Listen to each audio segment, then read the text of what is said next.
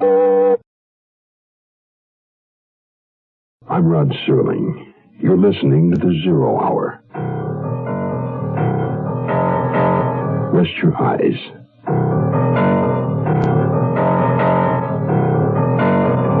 Exercise your imagination. This week, Bill S. Ballinger's sound portrait of an unlikely hero. The Air Hunters. Starring Ken Berry. Joanne Worley.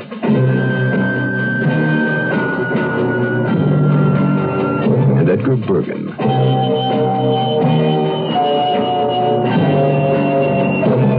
In Elliot Lewis's production of The 0 Hour.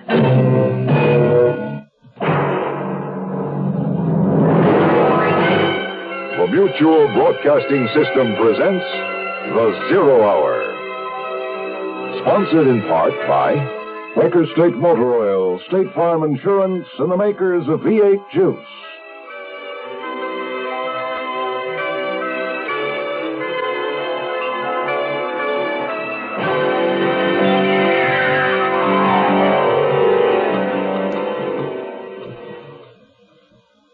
This week, a story about the eternal optimist. Someone who always wakes up on the right side of the bed, even if the right side happens to be against a wall. It's the story of Dean Quinn, a young man born as a member of the human race, a species whose behavior patterns leave him in a state of bewilderment. It's a world perhaps gone mad that's best treated as a joke, one continuous stream of one-line gags. And the funny thing of it is, Dean Quinn gets along fine. Fine until he awakens one evening in a most peculiar waterbed, and awakens to the realization that he himself has been playing straight man in a bad joke. The punchline is murder. Our story this week, The Air Hunters, begins after this word.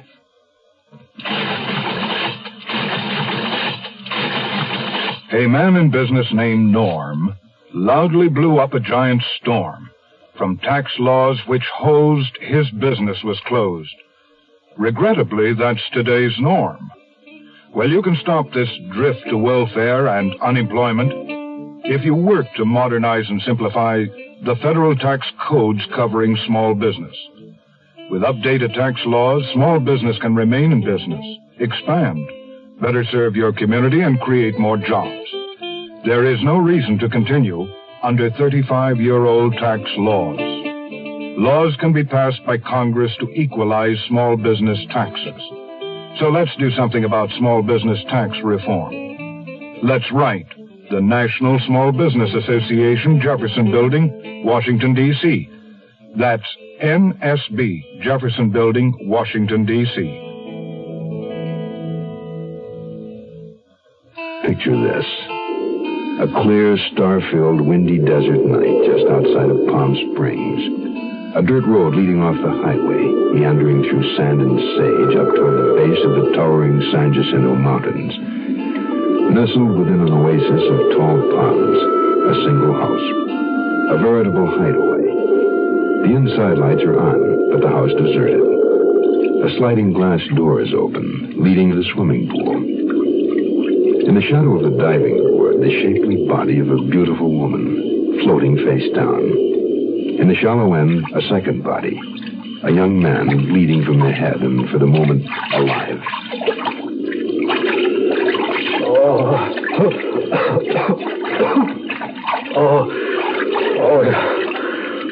Where am I? What am I doing here? Ow. Must have got zapped in the head. How did a nice young fella like me get into a spot like this? I mean, my God, she's dead. And I'm supposed to be. What happened? What started it? I was in New York, okay? And I got sick with pneumonia, right?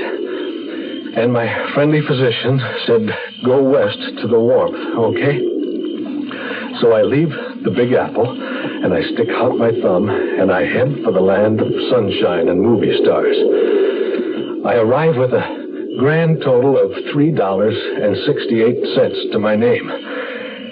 My name, Dean Quinn. Yeah, it's all coming back. Boy, oh, think. You needed money. The superb printing company in Hollywood is a box-like brick building hiding beneath a coat of peeling pink plaster. There was a sign in the window. Bill passer wanted. Well, I didn't know the first thing about passing bills, but I was willing to learn. I went in. It smelled exactly like a printing plant should. Ink, type cleaner, and hot metal. A fat guy was running around a small flatbed press, all hot and sweaty with ink smeared on his big horn-rimmed glasses. The press was churning out handbills printed on vivid green paper. The fat guy was looking over his Coke bottle lenses at me. Are you the boss? Yeah. Malop. Mr. Malop, my name's Dean Quinn. Not Malop. Malap. Malcolm Lap. Oh, sorry. It's sort of hard to hear in here. You need a guy to pass out handbills? Ever stuffed them before? Oh, I'm an old stuffer from way back. What's the pay? $4 1,000. But if I find place has been skipped, I don't pay. Well, I don't blame you. Hey, you got a bag?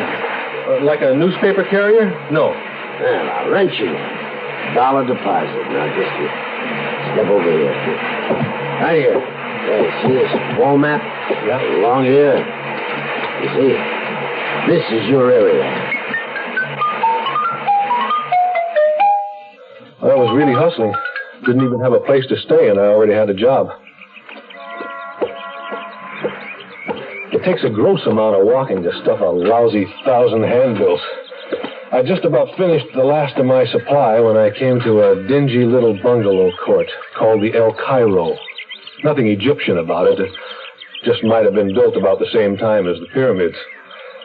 I padded right into the courtyard, surrounded on 3 sides by grimy white-frame bungalows. Cracked walls, brown walks, dead bushes, and a bird bath no self-respecting sparrow would use. I stuffed, crammed, and pushed a bill into every tiny mailbox on each of the little stoops. On the door of the last bungalow was a card which said, Manager. I had just left one of my green specials and started for the street when I heard her. Wait a minute. Well, who, me? Are you talking to me, lady? Come here, I want to talk to you. I just stood there for a minute with a big, stupid grin on my face, staring at this girl. And I mean a big girl. 6'1" in her stocking feet. And she was barefooted. I don't mean fat. I mean she's just big. Big all over, but in proportion. Nice features, just larger than life. And really neato kind of red hair she was wearing up, but it kept falling down. And very nice legs. Great gams. And displaying outstanding size up top. She was pretty. About my age, too, but I had the feeling she needed a man more like something off Mount Rushmore. Hello, girl. You can't be making much passing these things out. It's lowly, but honest. Better than selling violets or making charcoal. Well, how'd you like to make a few extra dollars? Dollars? I presume they're a form of currency unknown to me at the present time. Got a minute? Come inside.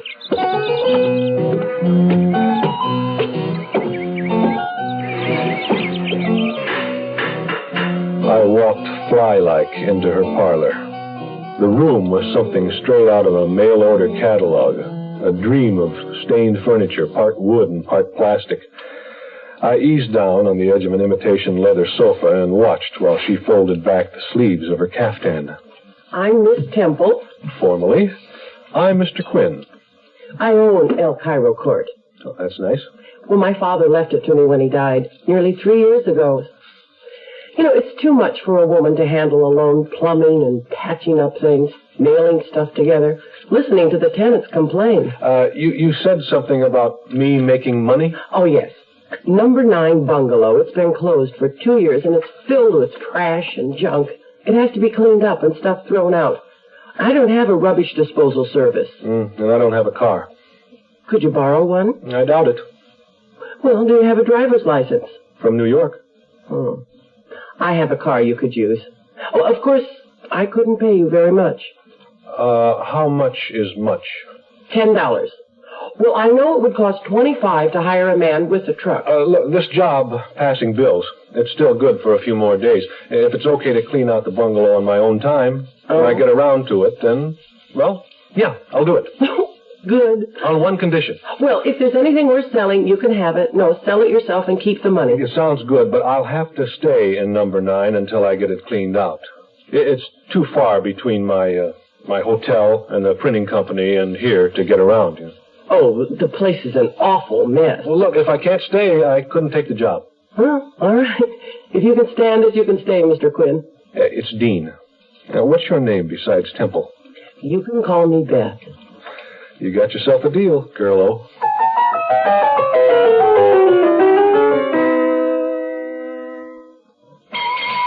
Morning, Mr. Thompson. Sure is cold this morning. Cold? It must be 94 in the shade. I mean, it's cold inside your car's engine. Well, why didn't you say so? You didn't ask. Well, just tell me how my engine can be cold on a sweltering day. Glad you asked. When you start a car first thing in the morning, your engine is cold. Well, that's true, but so what? A cold engine does a bad job of burning gas. It can make soot, dirt, and acids form in your motor oil, and they can sure damage an engine. What can I do about it? Glad you asked. Instead of asking for my cheapest oil, you can start using a quality motor oil, Quaker State. Nothing finer than Quaker State. It's made scientific to neutralize acids and to hold solids suspended, so they don't gouge out your engine. Well, thanks for telling me, Caleb. Down a quart, Mr. Thompson. Quaker State? Well, yes. Why didn't you give me Quaker State before? You didn't ask. Quaker State your car. Keep it running young. I finished delivering the handbills, then made it up to Griffith Park and got my knapsack out from under the water pipe where I'd left it. Back at El Cairo Court, Bungalow 9, the heavy work began. Man, you never flashed anything like it. A solid layer of dust over everything. Old cartons, dozens of them. And stacks all the way to the ceiling of newspapers and magazines and paper bags, all kinds of junk you wouldn't believe. All of it worthless. I brought you some fresh sheets and pillowcases. Oh, thanks. Who was living here? A tribe of Turkoman sheep herders? An old man, Edgar Bergen. He died. He sure didn't take it with him. Anyone ever go through this stuff before? Oh, I guess so. Well, after Mr. Ryan passed away 2 years ago, some man came out from the tax assessor's office. He looked through it and then went away. You didn't run away screaming? I've prepared my repast for the evening. You're welcome to join me. When I got over to her bungalow, supper was ready and waiting. The table was set for 2. Meat and potatoes. My kind of repast. I could tell she was taking a shine to me. I don't want to brag, but I just have a way with women. Up close, she was better looking than I thought. About a half-size model would have been perfect. Did you have enough to eat? Plenty. And it was plenty good, too, girl. It's all right to call me Beth. Yeah, I know. Tell me about yourself, Dean. What's to tell? Where are you from? As of last week, New York. The Big Apple. Oh, New York. Once I hoped I could go to New York, try to get a job there. I dreamed of being a showgirl. You know, one of those big ones parading around in a gorgeous costume with feathers and sequins. Why didn't you? I didn't have the money. Besides, I didn't have any talent. I can't sing or dance. Well, maybe not, but you're big enough. What? Oh, no, I mean, you've got the build for it. You're right. That's the trouble. I'm just too damn big. Men don't like women as big as I am. Terrible thing is, I'm still a woman, but they think I'm a freak or something. Let's not talk about it. Okay. Let's talk about old Edgar Bergen. If he's been dead for 2 years, how come you haven't cleaned out number 9 before?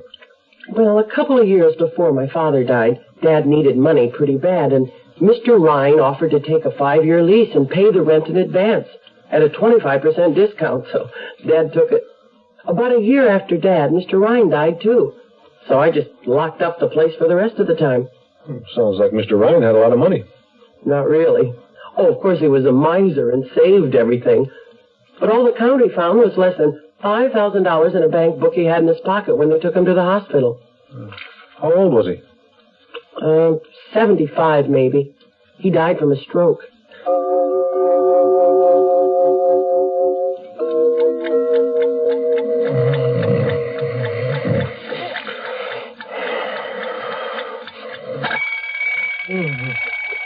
Oh, yeah. All right. Oh, yeah, all right already. I'm up. Oh, my back. What a mattress. No wonder. Look at that lump. Oh, that'd be great if there was money in there.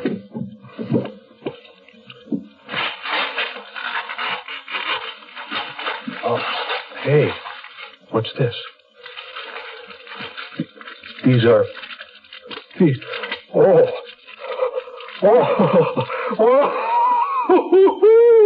these are bank books. Look at those beautiful decimal points. $10,000. 10,000 and another. And boy, oh, your ship has come in.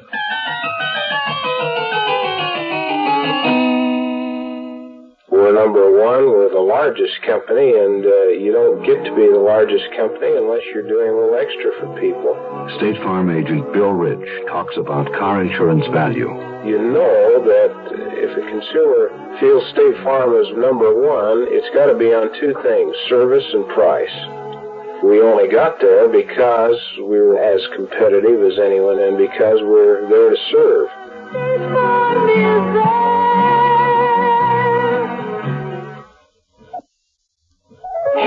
What you got there? It looks like tomato juice. It's V8. What you got there? It's V8. Looks like tomato juice. It's V8. Try it. Wow. It sure doesn't taste like tomato juice. It tastes like V8.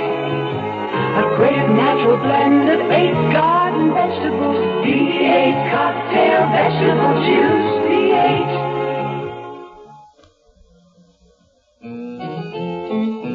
I sat on the bed in that miserable little room, laughing and having a great time thumbing through my latest find. Each book was credited with a deposit of $10,000, a total of $100,000. But not in the name of Edgar Rhine. They all had similar initials. Edward A. Rankin, Elmer B. Raymond, Elgin C. Reed, and so on. And there was only one savings book to a bank, 10 different banks. I looked inside the plastic envelope again, and I found a brittle yellow newspaper clipping. It said, Mrs. Etta Rhine Martin, 28, of 119 Turner Street, died yesterday after a long illness. She is survived by her husband, Charles K. Martin, and her daughter, Helen. Services will be held at 2 p.m. Thursday at the Willow Chapel Funeral Home. The clipping had no date and no town where it had been published. I turned it over, and on the back was the name of a store from a corner of an ad. Sabin's. Although I realized it was sort of a lousy thing to do, I decided not to tell Beth. I'm as honest as the next guy, but I figured this was a special case. Besides, she'd said anything I found cleaning out the bungalow I could keep. So at least for now, I'd keep the discovery to myself.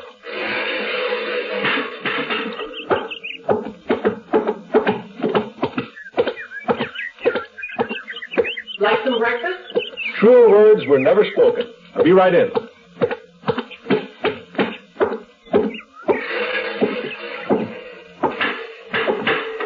Coffee's ready. Help yourself to orange juice and toast. Oh, good grits, pretty lady. You know, Beth, you look great in the morning. Oh, Dean, you're making me blush. Can I borrow your car today? Aren't you going to work? Sure, later. Then why do you need the car? Oh, you know, I thought maybe I'd start the day right by unloading some more of that old man's trash. But it isn't dark. You're liable to get in trouble. I'll be careful. All right, take it. Thanks. Incidentally, do you know if Edgar Rhine left a will? I don't think so. That's what the assessor was looking for and didn't find. Did the old boy ever have any visitors or relatives? I can't remember anyone. After he died, didn't anyone ever come to ask for him, make any inquiries about him? Not that I know of. Seems to me you're asking an awful lot of questions about him. No, I'm just wondering. Thought maybe they wanted his clothes or stuff or something. Even so, you've been awfully interested for somebody who didn't know him. Just to make it look good in case Beth was watching, I tossed a few bundles of magazines into the car. Old Man Ryan's golden geese were tucked securely in my inside coat pocket. My heart was beating against them. Then I took off for the superb printing company and my separation pay. I dumped the magazines in a big green bin out behind the brick building and went in. Get them all delivered, kid? You bet. Here's my bag back. I won't need it anymore. Too tough for you, huh? It's my feet. I wear orthopedic shoes. Can I have my money? Here. Don't spend it all in one place. Wait, this is only $2. Where's the rest? Well, first I have to see if you delivered them all. Come back in a few days and pick up your check. Oh, forget it. I won't need it anyway.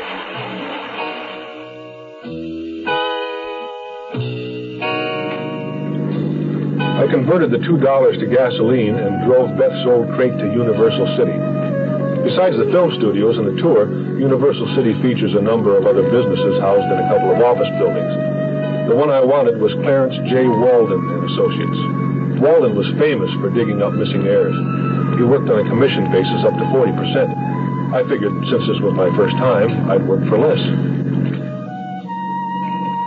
It was a large office with half a dozen desks and secretaries. Walden himself had a private office. His personal secretary, a nice gal named Nora, showed me in.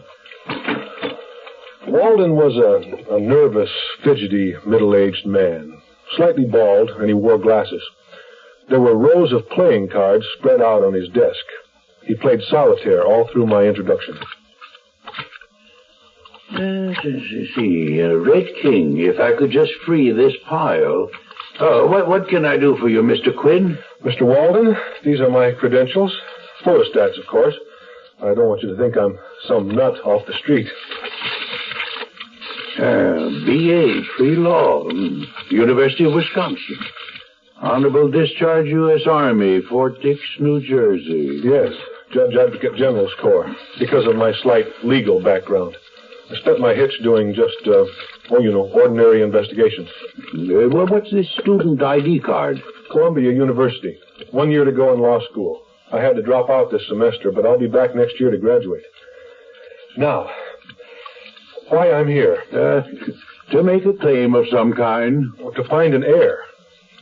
I happen to know of an estate worth $100,000 in cash. No one else even knows it exists. Not even the state. There are lots of rumors about lost estates. When we investigate, they don't pan out. Oh, this one will. I have proof. It's like I said, lots of rumors about estates. Oh, this one's no rumor. Well, it is until I see some proof. You know, I'll need a small stipend for my services. Say, $150 a week plus expenses and 25% of whatever you get. Let's see, one Red King. Say, $100 a week? $75 a week, drawing account plus expenses for 1 year against your finder's fee. Take it or leave it. I'll take it. Smart nose, that's me. A wader inner where others more sensible would fear to tread. But not me, not old Bean, no sir. With me, it's just one death-defying idiocy after the other. And this time, I pushed to the limit.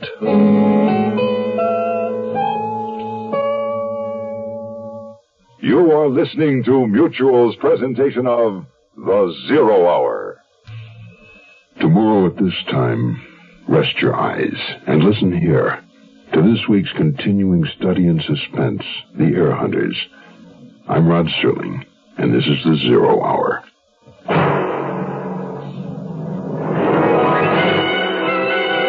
This episode brought to you in part by Quaker State Farm, and V8.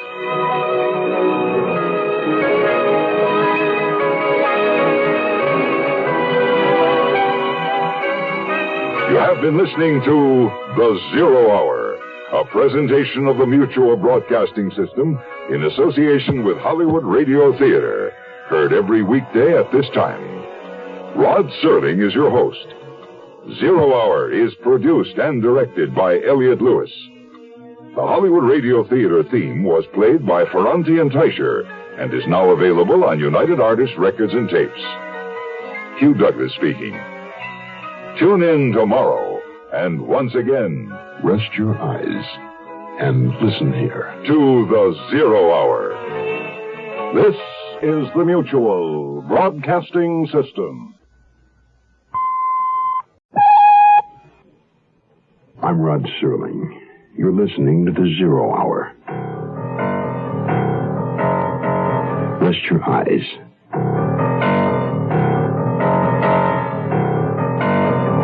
Exercise your imagination. This week, Bill S. Ballinger's sound portrait of an unlikely hero. The Heir Hunters.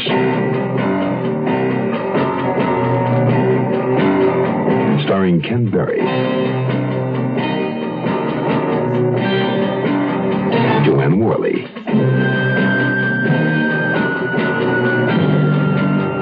and Edgar Bergen.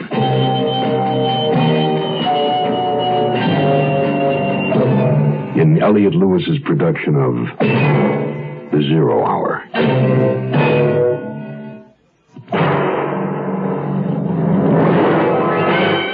The Mutual Broadcasting System presents The Zero Hour.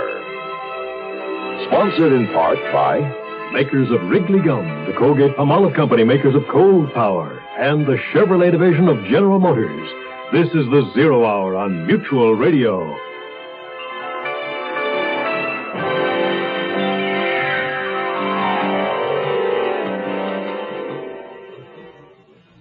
Dean Quinn, a young man in his mid-20s, a third-year law student, charming, cheery, and suffering from chronic pneumonia. He looked for and found a silver lining in his cloudy health. He called it California and went there.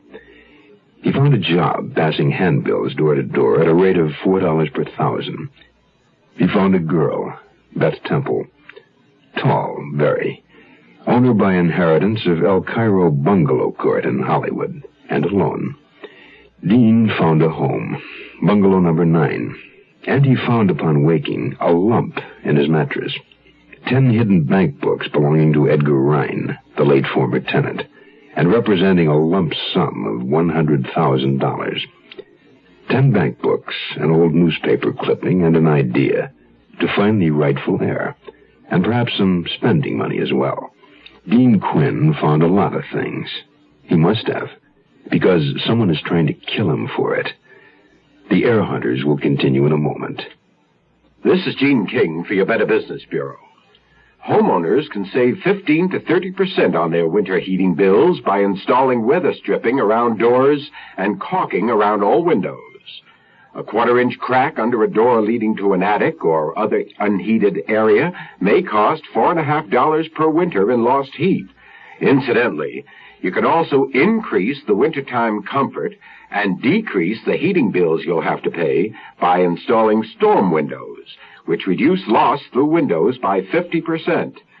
Storm windows usually pay for themselves in 7 to 10 years, and thereafter return an annual dividend of 13 to 18% in fuel savings. Another way to reduce loss of heat in winter is to install proper insulation. In a cold to moderately cold climate, a homeowner can save enough on his fuel bill to recover the cost of the insulation within 8 to 12 years. A consumer tip from your Better Business Bureau.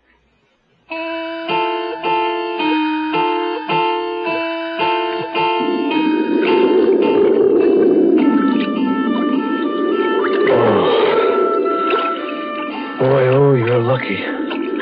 If you'd fallen into the deep end, where there isn't a step to keep you from sinking, you'd be as dead as she is. But how? Walden. I remember going to see Clarence Walden. Now, why had I done that? Oh, yeah. Yeah, Edgar Rhine's bank books. I had to find the missing heir. Clarence Walden's offer of a drawing account plus expenses was one I couldn't refuse. My lightning-quick mathematical mind calculated I stood to make $10,000 if Edgar Rhine's rightful heir could be located. I showed Walden what we had to go on for openers. Yeah. What do you make of that? Helen Martin, Sabin Store, Willow Chapel Funeral Home. Any idea what year this was published or in what city? Not yet, but I intend to find out. Well, you did investigative work in the Army, so go ahead. I'll leave you pretty much on your own. But there are a couple of shortcuts in this business that are handy to know. Yeah, like what? Well, when you question anyone, forget the lost heir sort of thing. Best approach is to represent yourself from an insurance company. You got some money to pay out on a policy. Here, take these business cards. Yeah. Clarence J. Walden and Associates, insurance representatives. Claims paid promptly. Well, I do have a small agency. The cards are legitimate. When do you want to start? Right away. All right. Pick up your first advance on Friday.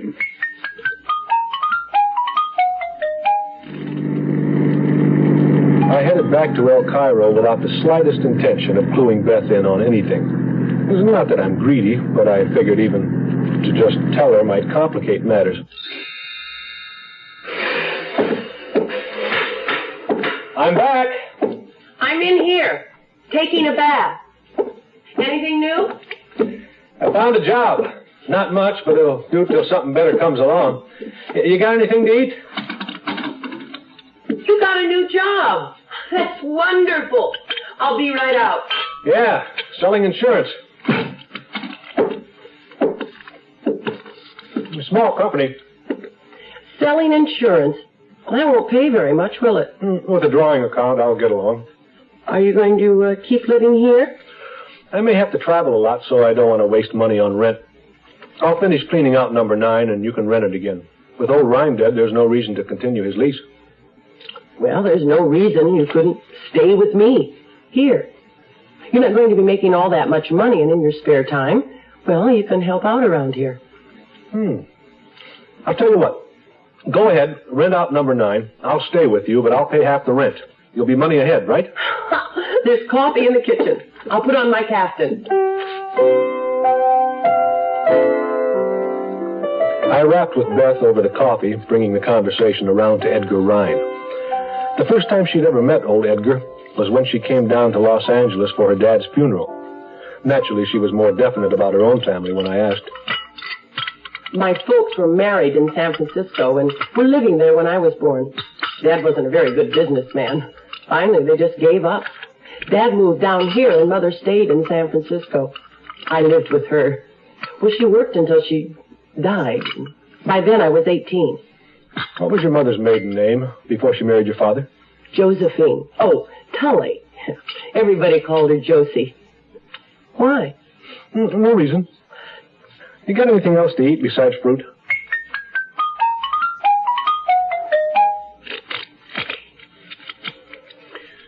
Got a new deck here. The old one's seen better days. Yeah. Like I was saying, it's logical to assume that Etta Rhine Martin was Edgar Rhine's daughter.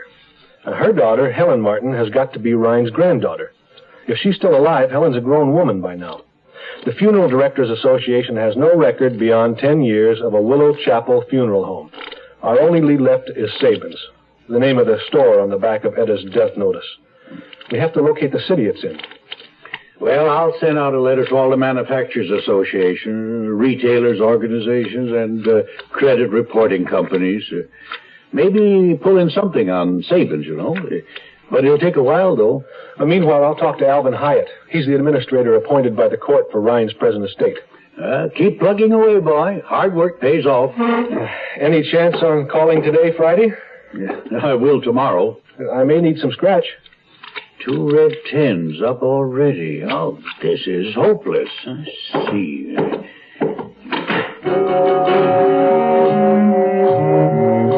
Alvin Hyatt was an attorney with offices in a bank building on Broadway, downtown Los Angeles. The tax assessor had turned over to him all of Ryan's possessions and papers to put through probate. Mr. Hyatt, my card. Oh, how do you do, Mr. Quinn? Please be seated. After you phoned, I dug up the file on Edgar Ryan in this folder. Oh, thanks. ME's death certificate. Cause of death, stroke. Hey, a driver's license. Expired 1960. Yeah, but it gives his birthday. February 17th, 1897. He wasn't married. Well, it doesn't mean he was never married. He might have been divorced or a widower. Oh, sure, you're right. State of Washington license. Seattle address. Thank you, Mr. Hyatt. Oh, Mr. Quinn? Yes? The folder?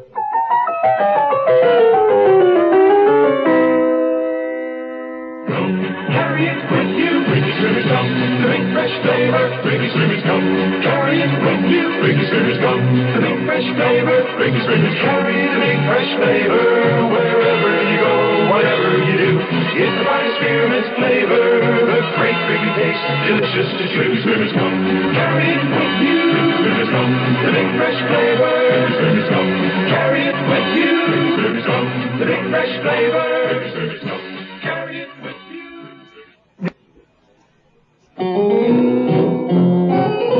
I dropped the car off at El Cairo. Beth wasn't around, so I left the keys in her mailbox. Then I took a cab to the airport. Walden got pretty hot over the telephone when the airlines called to see if my expense account covered a flight to Seattle, but he said okay.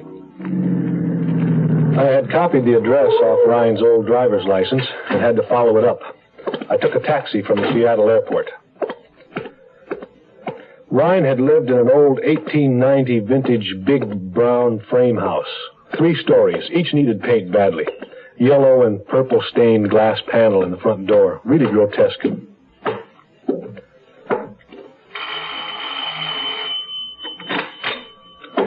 A tired-faced, harassed, middle-aged woman opened the door and stared at me with suspicion. I knew the place was or had been a boarding house. I gave her my insurance routine and my card. She gave me her name, Myrna Coyne, and invited me in. I don't recall any Edgar Ryan, but maybe my mother does. She's real old, but she's smart as a jaybird. Reads her Bible all day and doesn't forget much of anything, even though she's 87. My mother, Mrs. Daly. Ma likes to make up riddles about the Holy Book. Ma, you got a visitor. Wants to know, baby, you remember a boarder from 15-20 years back? Yes, Mrs. Daly. His name is Edgar Ryan. There's nothing wrong with my hearing. Oh, sorry. Young man, who was the straightest man in the Bible? Who was the straightest man in the Bible? Oh, you stumped me, Mrs. Daly. Joseph, because Pharaoh made a ruler out of him. Oh. Genesis 41:42-3. Oh, golly, that's a good one, Mrs. Daly. You're really a panic. Did you ever tell Edgar Ryan any of those? Young man, I've talked about the good book to all our boarders. Do you remember Edgar Ryan? Well, I can't say as I do right off. So many boarders come and gone. Well, he would have been in his 50s then. He moved to California. Oh, the old sea captain. Sure, he lived here. We've got a pretty nice insurance settlement for his next of kin. Well, he kept pretty much to himself. But I remember one thing for sure. His name wasn't Ryan. It was Rankin. Edward A. Rankin.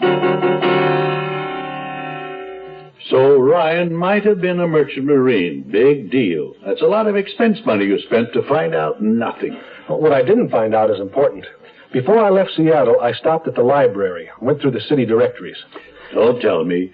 No Turner Street Martins, no Willow Chapel, no Sabins. Correct. Also another stop, Maritime Union Local. Edgar Rhine didn't belong to it either. I need this aggravation. Here, I brought you a present. Oh, well, where'd you get these cards? These are dirty pictures. Wait till you get a load of the Queen of Spades. I hitched back to El Cairo to rest up. This air hunting was tiring business. A few days later, in the morning... Hello? Yes, he's here. Just a minute, please. It's for you.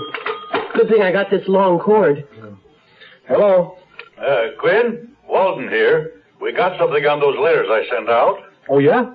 Yeah, there used to be a Sabins, a small chain of sporting goods stores in Chicago. Chicago? Folded sometime in the 50s. Who is it, Dean? I made a plane reservation for you. Can you get to the airport by noon? Oh, wait a minute. Beth, can you run me to the airport? I guess so. Oh, thanks, Gerlo. I won't be gone long. Quinn! Yes, Mr. Walden, I've got a ride. What airlines? Got a pencil and paper?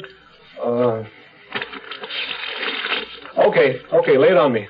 Anaconda Airlines, flight number 2 to Salt Lake City. Utah? Yeah. I thought you were going to Chicago. Transfer there to Thrift Skies Midwest Airlines, flight 111 to O'Hare. When do I arrive? Next week? Very funny. I'm trying to keep expenses down. You land in Chicago at 9:18, their time. Let me know what you find out. I'll be sure to call collect. Goodbye, Chief. 1,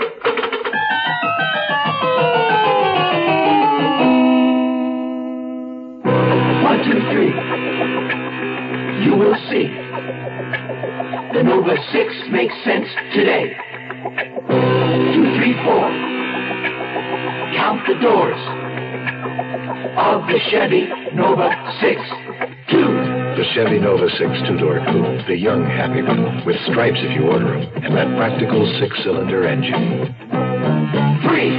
The Chevy Nova 6 hatchback, the door on the left, one on the right, and a big hatch in back. Flip the back seat down, and you've got a Nova 6 that thinks it's a station wagon. 4. The Chevy Nova 6 four-door sedan, sincere from the start. The attractive arithmetic of four-door comfort and convenience, plus 6-cylinder economy. Can you hear? The numbers say the Nova 6 makes sense today. Hey! Chevrolet makes sense for America.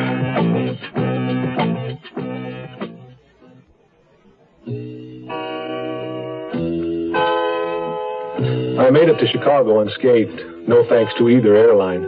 The only 2 times I unbuckled my safety belt were when we landed. I came out of it okay, but the cab driver who drove me into the city asked a lot of questions about why my nose was bleeding.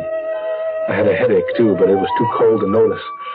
The wind whipping off Lake Michigan reminded me how stupid I was to leave my heavy coat in California. The house at 119 Turner Street had 4 apartments, 2 up, 2 down. No name of Martin on the mailboxes, so I tried the first door. The little card in the door had just one word printed on it. Pazek.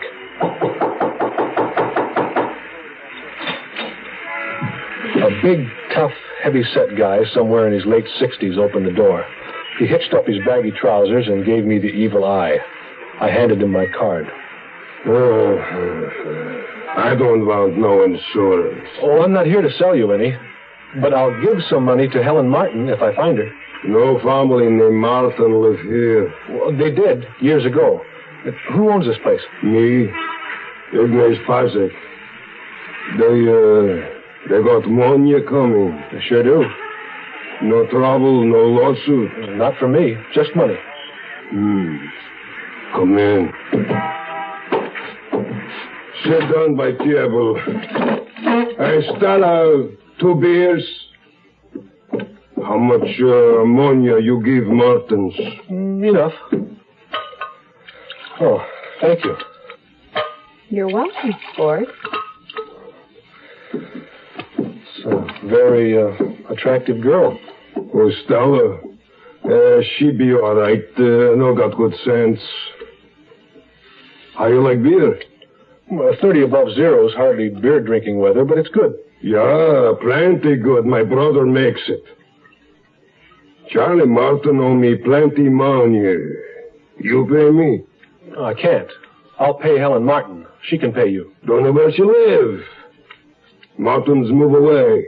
When? In war, Korea, 1952, 1953. You don't know where they go. Well, that had to be after Mrs. Martin died. Yeah. And you don't know where they moved? Yeah, don't know. Well, thanks for the brew. May I use your phone to call a cab to take me to the Drake? On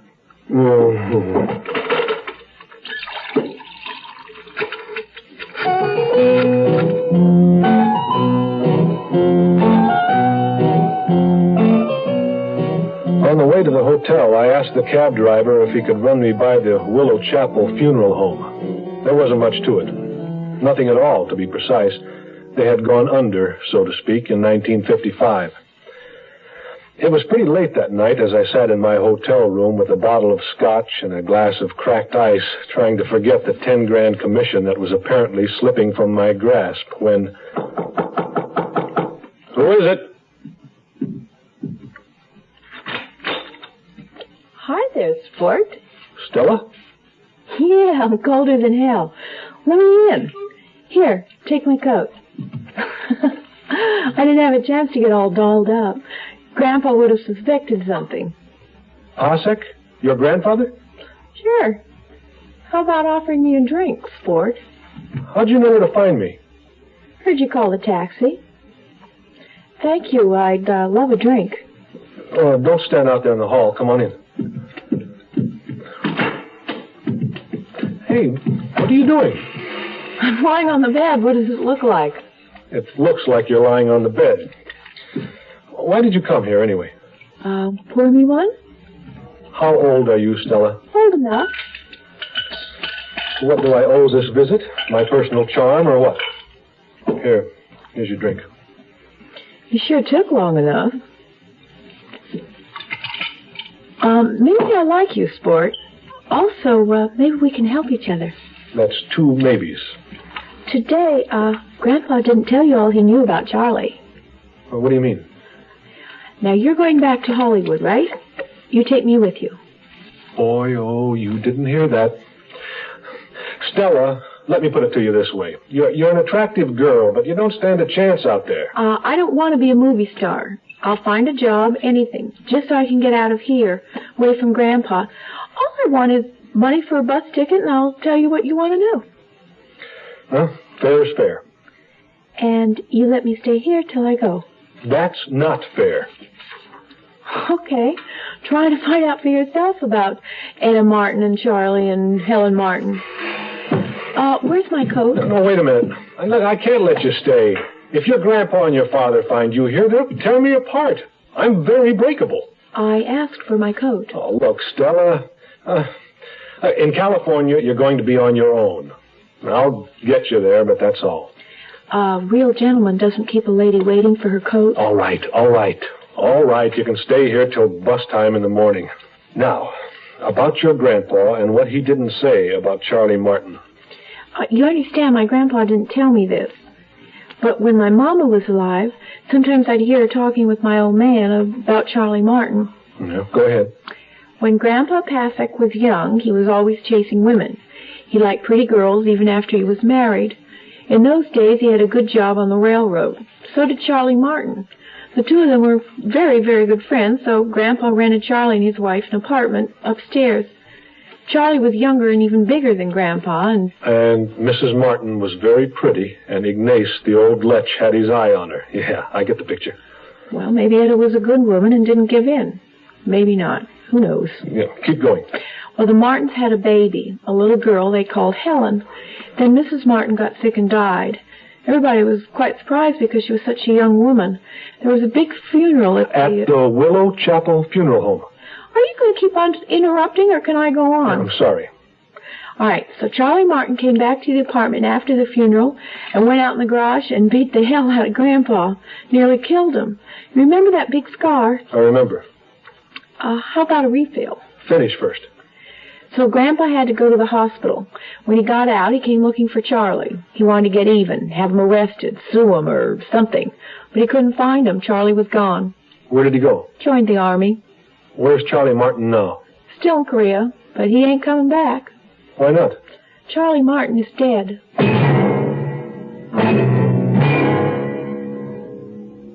You are listening to Mutual's presentation of The Zero Hour.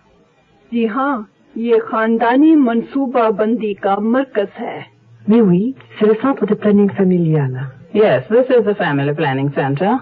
There are family planning centers in more than 100 countries today. The women who come to these centers can't afford to go to private doctors, but they want to plan their children, when they're going to have them, and how many they're going to have. The trouble is, there aren't enough centers. Just in the United States, there are nearly 5 million women who have no way of getting modern family planning help. And that's nothing compared with the world problem. Some countries don't have enough family planning centers. Some don't have any at all. This year, again, many women will have babies not because they want to, but because they have no choice. Sad for them. Sad for the world. With family planning help, these women too will have babies only when they choose. So that all the people of the world may have this freedom of choice, support Planned Parenthood. This is Gene King for your Better Business Bureau. If you're planning a vacation by air, you know it's a good money-saving idea to check with the airlines to see if you qualify for a special fare. You may be able to save yourself a sizable sum of money, but remember, you must comply exactly with the conditions or you'll be asked to pay the regular rate. Now, most airlines, for example, offer 2 youth fare plans. The cheapest is Youth Fare Standby. In this, you'll be the last of the passengers called and may not get on the flight. And Youth Fare Reserve, however, guarantees you a seat on a reserved flight, but it'll cost you more. Discount fares are also offered on long-distance travel, but remember there are conditions. For example, you may have to make reservations 2 weeks in advance, and for some, 3 months in advance. You must travel midweek only and return after 7 to 9 days. And no holiday or peak period traveling on this plan. A consumer tip from your Better Business Bureau. Tomorrow at this time, rest your eyes and listen here to this week's continuing study in suspense, The Air Hunters. I'm Rod Serling, and this is the Zero Hour. Today's episode brought to you in part by Wrigley Gum, Cold Power, and Chevrolet. This is the Zero Hour on Mutual Radio.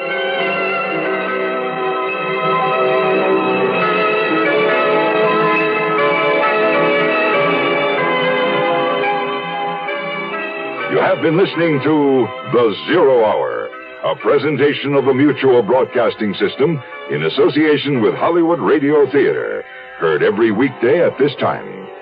Rod Serling is your host. Zero Hour is produced and directed by Elliott Lewis. The Hollywood Radio Theater theme was played by Ferranti and Teicher and is now available on United Artists Records and Tapes. Hugh Douglas speaking. Tune in tomorrow. And once again, rest your eyes and listen here to the Zero Hour. This is the Mutual Radio Network.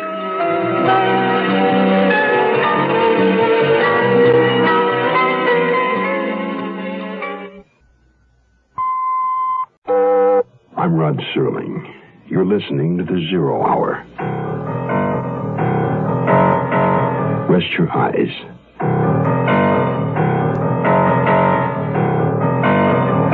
Exercise your imagination. This week, Bill S. Ballinger's sound portrait of an unlikely hero. The Air Hunters.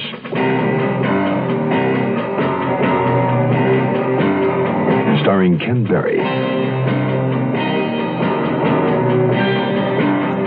Joanne Worley,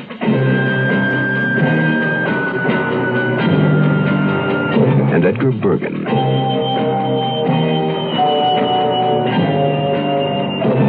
In Elliott Lewis's production of The Zero Hour.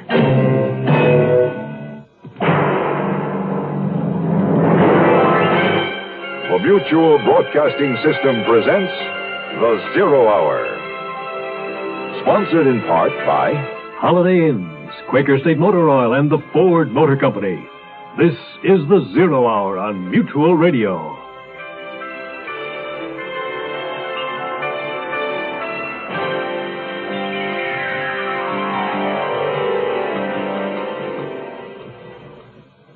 Deacon Quinn, young Mr. Happy-Go-Lucky, frolicking his way through life in search of the missing heir to a fortune. He enlists the financial assistance of Clarence J. Walden, a professional heir hunter, in return for his services. The search leads Dean Quinn first to Seattle and a dead end, then to Chicago to an address listed in the old newspaper clipping, to the apartment house owned by Ignaz Pasek, and face-to-face with Pasek's young granddaughter, Stella. They meet again at Dean's hotel under an odd set of circumstances. Stella wants something. Out. Bus fare to California, and a place to hide overnight. Dean wants no part of it, but he does want to find the missing heir. And what he finds is that now he's looking for one last link, the end of the family line, Helen Martin. He also finds himself half drowned in a swimming pool in Palm Springs, with a dead body floating in the deep end. To put it in Dean Quinn's own words, why me? The heir hunters will continue after this word. The Marine Corps Reserves are looking for a few good men to help keep the peace. We're looking for men who understand that nobody likes to fight, but somebody has to know how. We want men who want to see their children grow up in an age of peace. Men who will do more than wish for it. Men who will work for it. Men who don't need the draft to know there's a job to be done. Men who ask themselves what they can do for their country and do it. We're looking for a few good men to stand with the Marine Corps Reserve. No shortcuts, no compromises, no promises except one. You'll be a Marine, and you'll be ready. That's the job of a peacekeeper.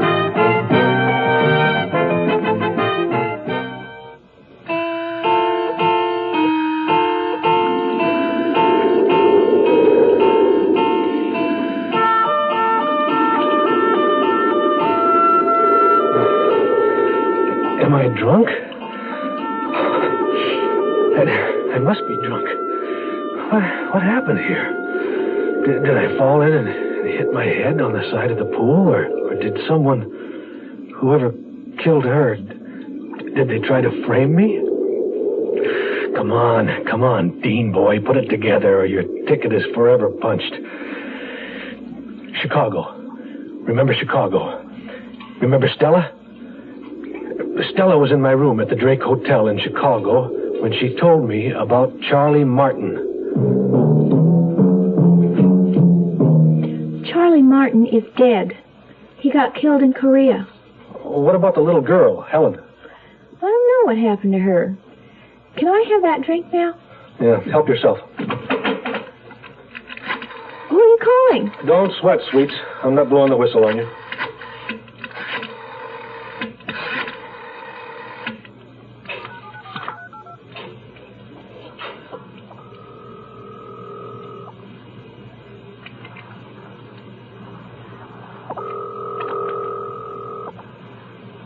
This is the voice of Clarence J. Walden, president of Clarence J. Walden and Associates Insurance Representatives, where we pride ourselves in paying our claims promptly. Boss, wait. Our office is closed for the day, but we'll be back tomorrow morning when the big hand is on the 12 and the little one is at the 9. Aren't you going to talk? Yeah, if he ever shuts up. If your call is urgent, please leave your name and number, and one of our representatives will get back to you as soon as possible. You will have exactly 10 seconds after you hear the little beep. Boss, this is Dean. Charles Kermit Martin was killed in Korean War, Illinois Regiment. Call VA, check where allotment was sent for his daughter, Helen Martin. Also insurance. Call me at Drake Hotel. Wire money. Sport, you sound like a disc jockey. Hey, what are you doing? Put your clothes back on. I'm getting into bed. I need my beauty rest. Well, yeah, I think I'll sack out on the couch here. Sweet dreams. I slept lousy that night. I kept waking up, hearing buzzing in my ears like I used to when pneumonia was coming on. A couple of times I thought I felt something warm cuddling up to me, but I couldn't tell for sure. Might have been just a vivid hallucination. In the morning, I had a brute of a headache. My skin was crawling, and I had a pretty good case of cotton mouth. Worst of all, I was in the bed. Stella was up and dressed. Stella, how did I get here?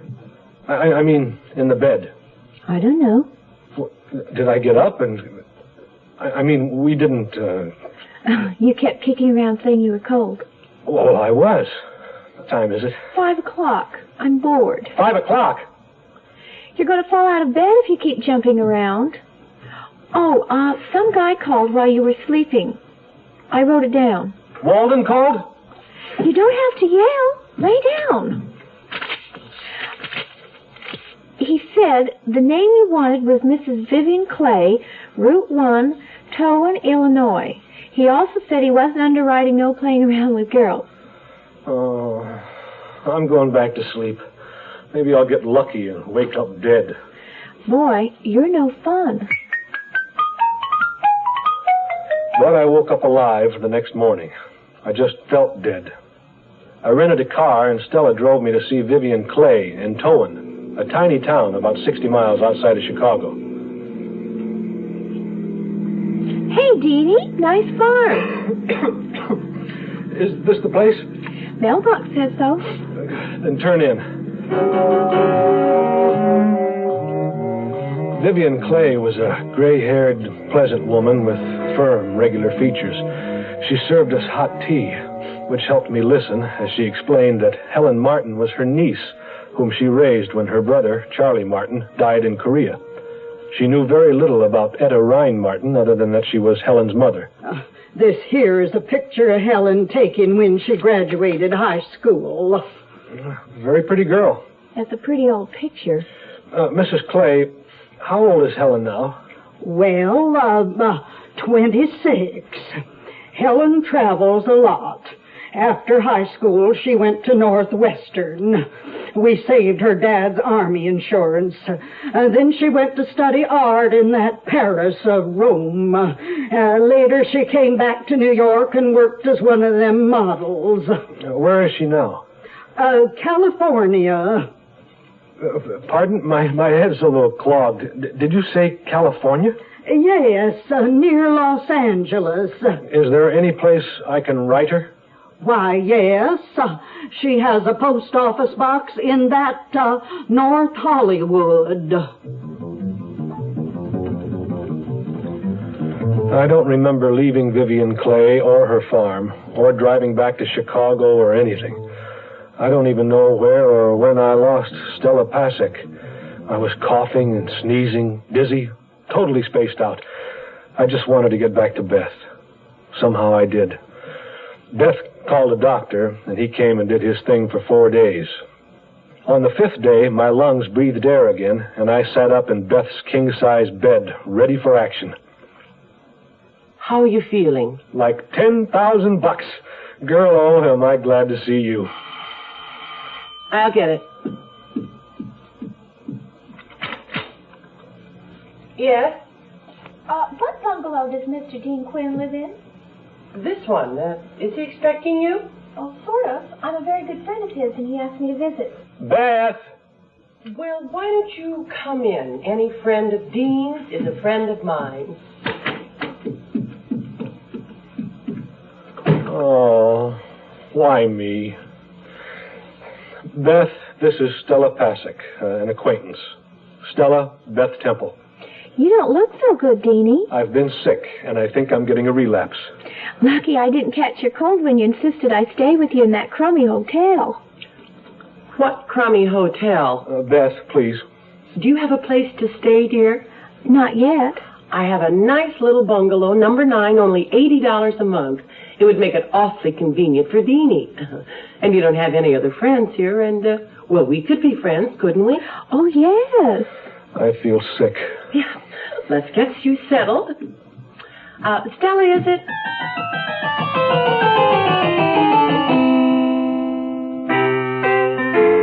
Together, time to spend, enjoying life with food and friends.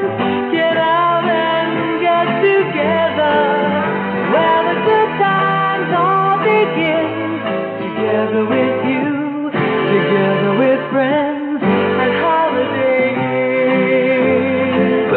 you're dining out, get together with Holiday Inn. Good food, good friends, together.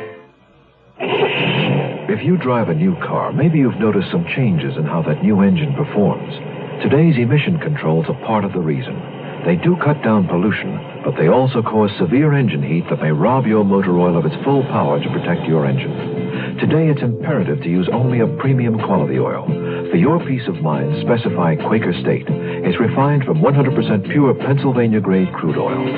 Quaker State your car to keep it running young.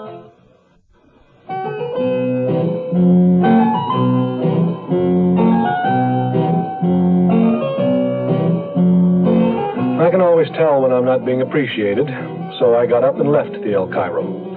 I hitched over to Universal City to see Walden and to bring him up to date. He was delighted to see me. Look at those expenses. Oh, it's nothing to get uptight about, Mr. Walden. We got an address for Helen Martin. Post Office Box, North Hollywood. Post Office won't give you her home address. They don't give out that information except to the FBI or the IRS, and you aren't either of them. I know that. I wrote her a letter and I mailed it to the box number. I just need a little more time until she picks it up. All right, Quinn. You better find Helen Martin soon. I'm in business to find fortunes, not spend them. That evening when I got back to the bungalow, things had nearly returned to normal. Beth mixed up vodka martinis and brought out an old shoebox full of photographs. There were a lot of her as a small girl and some of her mother, Josie, who really was a fox, like she said. There was only one of her father, a man you couldn't pick out in a small crowd if you'd seen him 100 times. But in the hodgepodge of snapshots was a picture of Edgar Rhine. He was in a photo with two other men, all of them grinning like idiots into the camera. From their clothes, I guessed it was taken around 1925. That one, with the sailor's jacket and derby. He's Edgar Rhine? That's him. Of course, when I saw him, he didn't look much like that. Yeah, 50 years in between can change a man. Who are the two guys with him? I don't know. On the back, somebody wrote Ed, Hack, and Tony. Well, Ed's obviously Edgar Rhine. Have you any idea who Hack and Tony are? Not the slightest. Where'd the picture come from? Dad sings. I don't know how it got there, and Dad's name wasn't Hack or Tony. It was William Temple. Yeah. You ready for another drink? Don't rush. We're having a guest for dinner. Who? Stella. It seemed that the sweet, shy little country girl from the Mecca of the corn country had done right well for herself. Stella was now a cigarette girl at the Yodel-A-Go-Go, a rock joint on the Sunset Strip. It was enough to make a man give up smoking. Beth, hello. Stella, darling. Oh, hello, Dean. You here? Beth, isn't my job simply wonderful? Just perfect. I'll get the drink so we can toast to your success. Well, will it make me sicky? I never had a drink till I met Dean. Hope I can hold it. I don't believe it. Be back in a minute. Dean, will you come over to my place later? What do you hear from Chicago, kid? You'll be sorry. Where are you going? Just to the door for some air.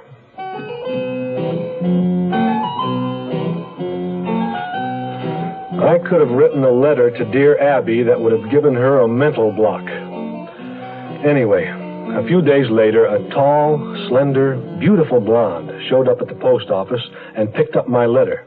I could tell it was the one I'd sent by the red envelope.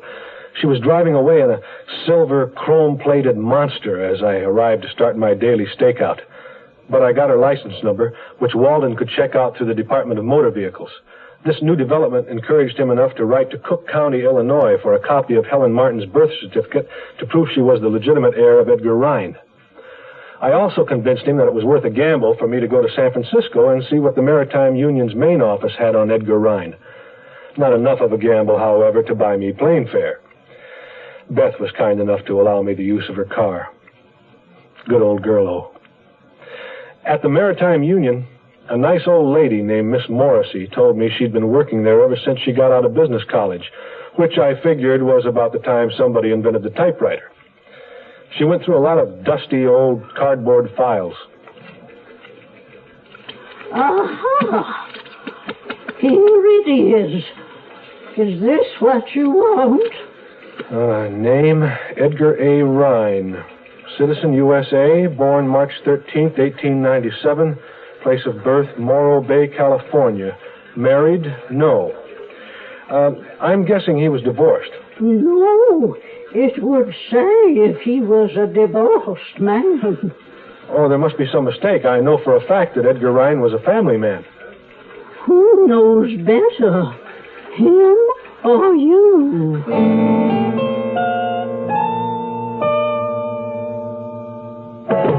Look close, you got a solid car. The Ford Torino is a solid car. To the mountains, to the sea, for transportation to exciting places. Look close. It's the solid Ford Torino for $74. This is the spirited mid-size car, restyled with a new front end, opera windows, and luxurious new interiors. So get in, slam the door, and go. This is the solid mid-size car that says excitement for $74. Look close, you got a solid car. The Ford Torino is a solid car. Riding down the road in style, smooth and quiet by the mile. Look close, you got a solid car. The solid mid-size Ford Torino for $74. The closer you look, the better we look. So with Miss Morrissey's information, the bottom fell out again. If old Edgar Rhine had never married, he couldn't have any direct heirs.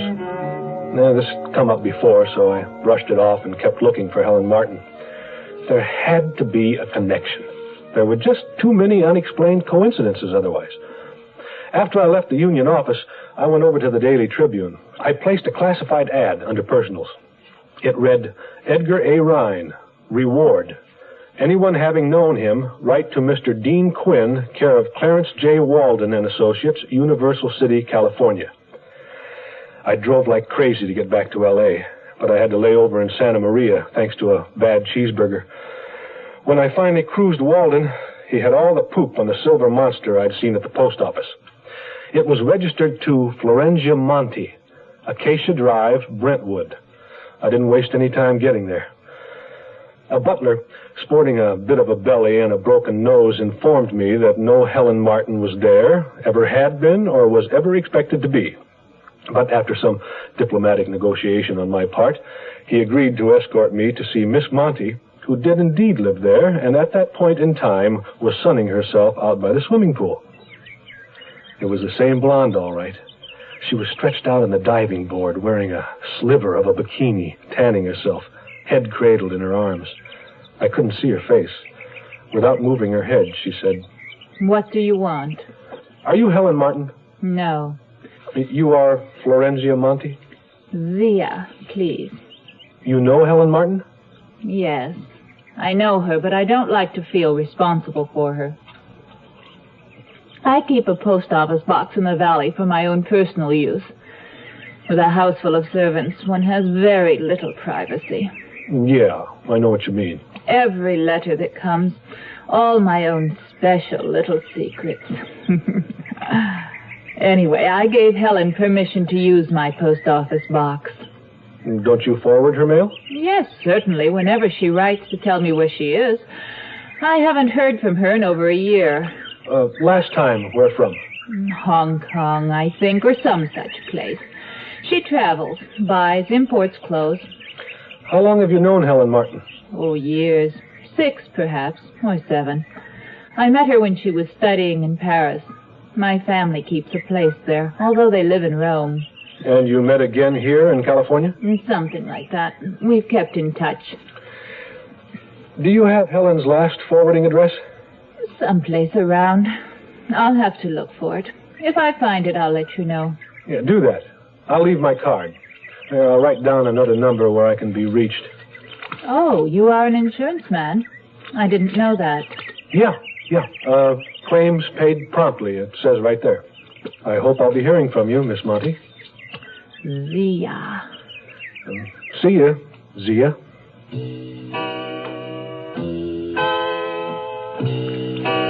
After meeting with Florentia Monti, I paid a visit to the bank where Walden did his business. I asked Tilford Jones, one of the vice presidents, to give me a Dun & Bradstreet report on Florentia Monti. He told me that she was AAA1, top credit rating, which came as no surprise after I'd peeped her palace. Jones also gave me the lowdown on her personal background when I asked for it. Zia Monti was a legal representative with power of attorney for Roma Fiducia, an Italian holding company under a Swiss charter. Jones explained that the company was primarily an investment house and did very little trading in stocks and bonds, all of which meant nothing to me. Zia was working here under the supervision of her home office, and she was very likely a blood relative of one of the company's high executives. A lot of the old European firms still did business in the old-fashioned way, keeping it in the family. I thanked Jones for the information, and while I still had use of Beth's car, drove back to Universal City to see if Walden had anything further for me. So what's the skinny on the Mountie woman? Well, she's above board, boss, but she's not Helen Martin. Didn't expect she would be. No, don't worry, Mr. Walden. Something has to break soon. I think Helen Martin is in China. China?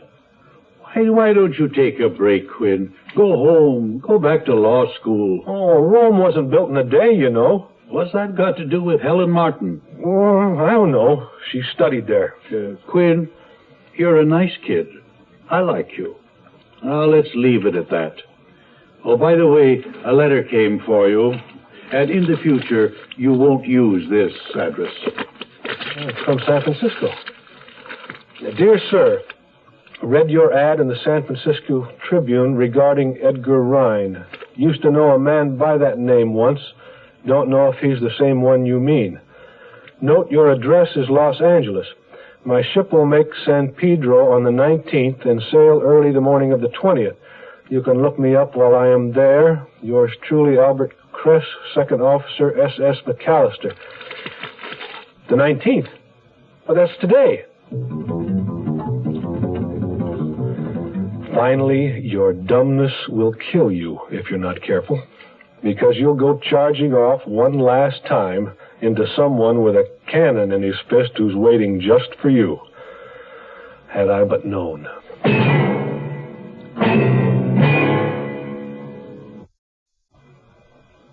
Tomorrow at this time, rest your eyes and listen here to this week's continuing study in suspense, The Heir Hunters. I'm Rod Serling, and this is the Zero Hour. Today's episode brought to you in part by Holiday Inn's, Quaker State Motor Oil, and Ford Motor Company. This is the Zero Hour on Mutual Radio.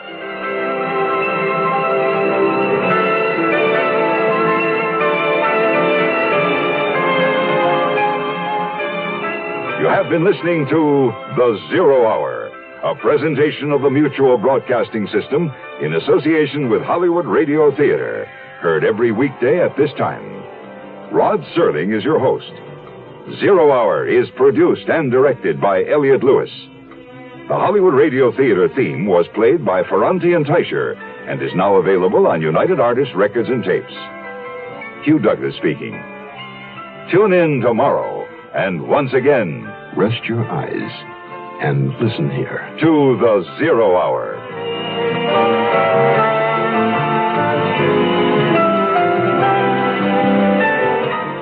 This is the Mutual Radio Network.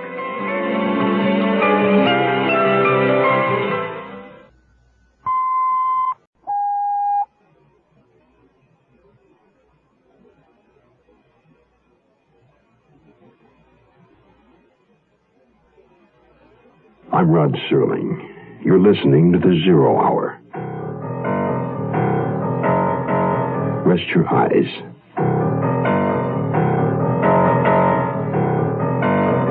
Exercise your imagination.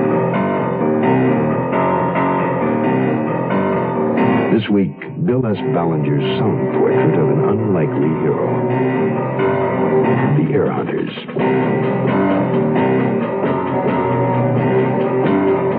Starring Ken Berry, Joanne Worley,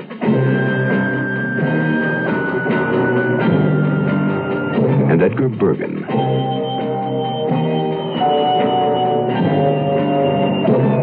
in Elliot Lewis's production of The 0 Hour.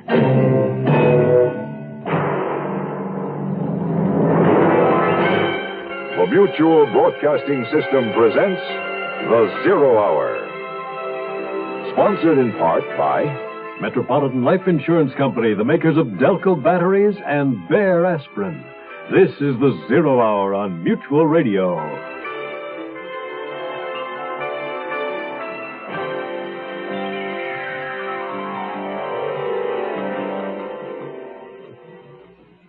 Dean Quinn has been trying to locate Helen Martin, missing heiress to a hidden fortune. He's been fishing for clues, but to this point has caught only a good case of pneumonia. He meets Virginia Clay, Helen Martin's aunt, who sends him back to California into a post office box. Dean Quinn back in California, back to his girl, Beth Temple, and into the fire, brought upon by the arrival of the irrepressible Stella Pasek from Chicago. But it's the business of heir hunting that Dean Quinn has chosen, so he follows the trail north to San Francisco, then back to Los Angeles, to the mansion of the young and beautiful, mysterious Florenzia Monti, but still not a trace of Helen Martin. He has no idea where or even who she is, nor for that matter does he know exactly how he got to where he is, in a swimming pool, half drowned and bleeding, and not alone. His company is dead, murdered. Dean Quinn wants to know, in a word, why. The Heir Hunters resumes after this message. Hi, this is Buddy Merrill from the Lawrence Welk Band, and I'd just like to say, if you're a veteran just returning to civilian life, the Veterans Administration urges you to take advantage of your rights under the GI Bill. If you need additional education, you may have as much as 36 months of schooling coming to you. If you haven't finished high school, you may do so and still have your full GI school time coming to you for college or other education. You get paid every month while you work toward your diploma. So, why not get on with that GI schooling? Don't let the opportunities that could be yours pass you by because you aren't prepared. Don't let the rights you earned while in uniform go unused. This is Buddy Merrill saying, get full information from VA. Get started in school under the GI Bill and follow the road to success that millions of veterans have taken.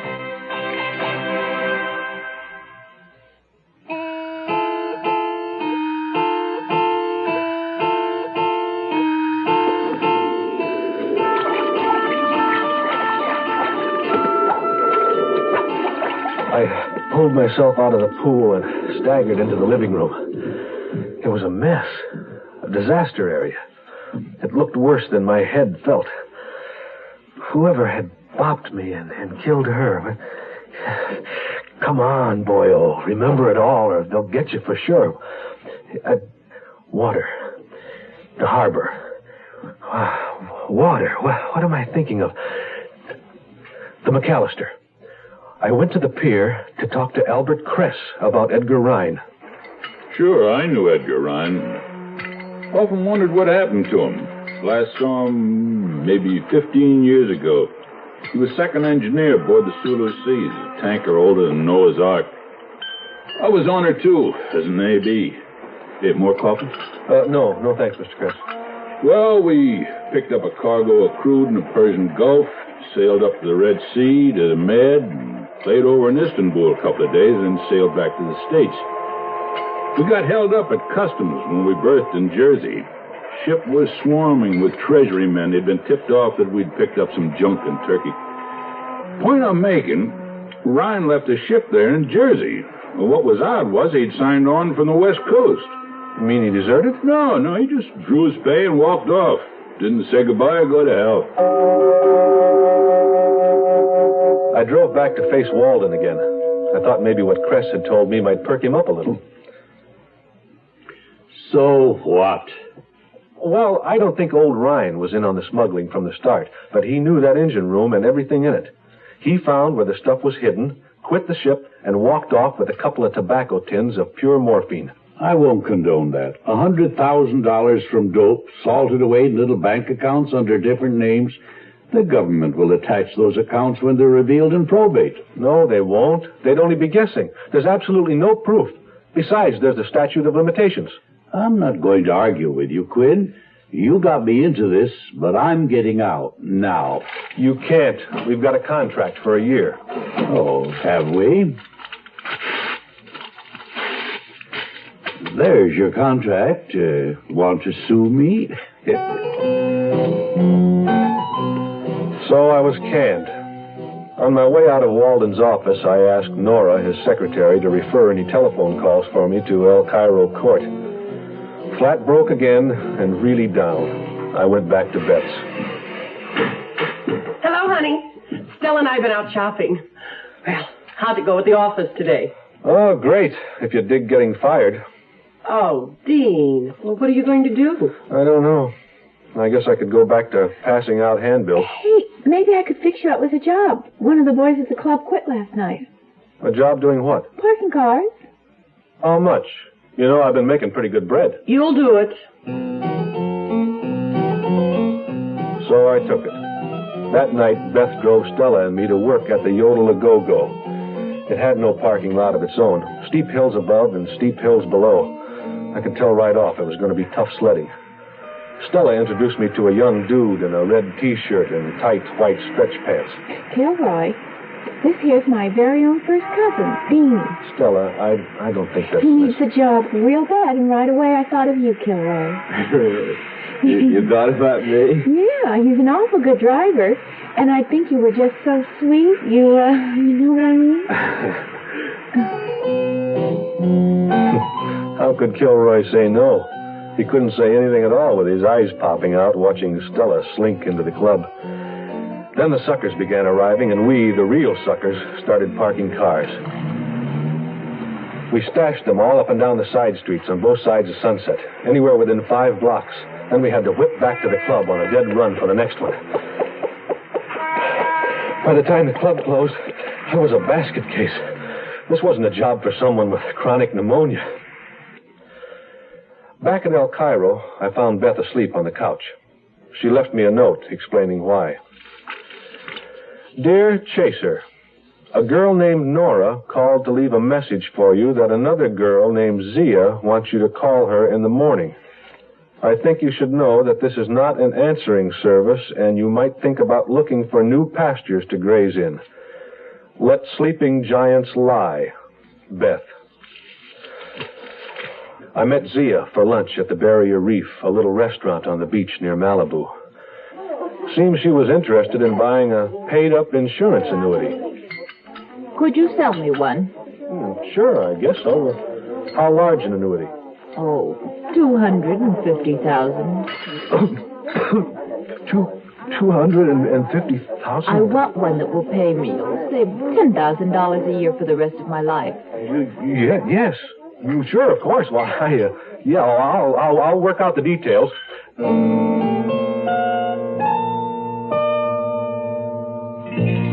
Sunshine, things are growing, things are going well with you and me. Future planned together, a wishful life together, and things look bright as they can be. We're helping 40 million people, 40 million people, who know the future is life. And that's the power of life. We have to plan the future, because the future is life. Metropolitan Life knows how important the future is to you and your family. We've been preparing hard for the future so that your Metropolitan representative is qualified to help you prepare for it better. Because the better prepared you are, the better your future will be. And that's the power of life. We have to plan the future, because the future is life.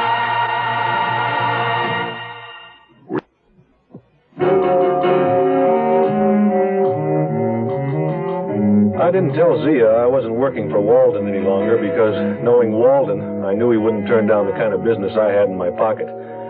My commission would be somewhere around $7,500, exclusive of what Walden made for overwriting it. I swaggered into his office and we drew up another contract. 3 days later, I called Zia at home. I must talk to you about the project again. What, you haven't changed your mind? I don't want to discuss it over the phone. If you could meet me this afternoon, why not drive with me to Palm Springs? We can talk on the way.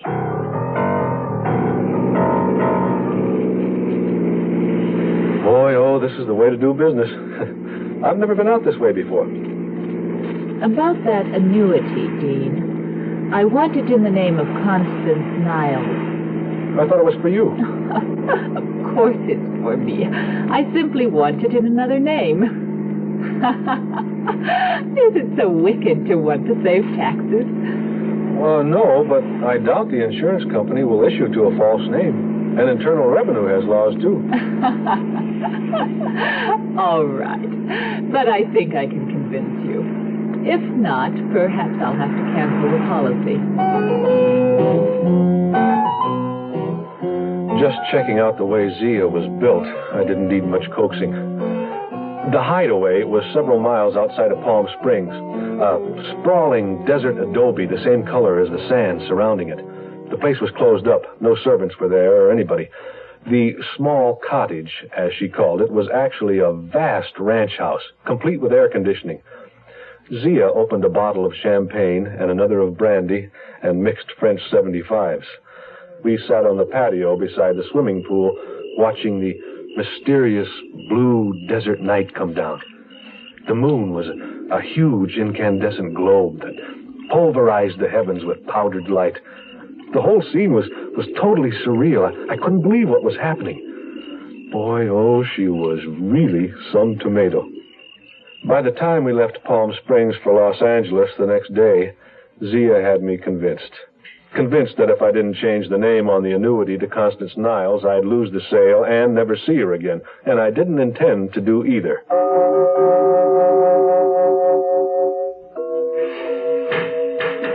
Hi, I'm back. And just in time. Kilroy says you're fired if you don't show up tonight.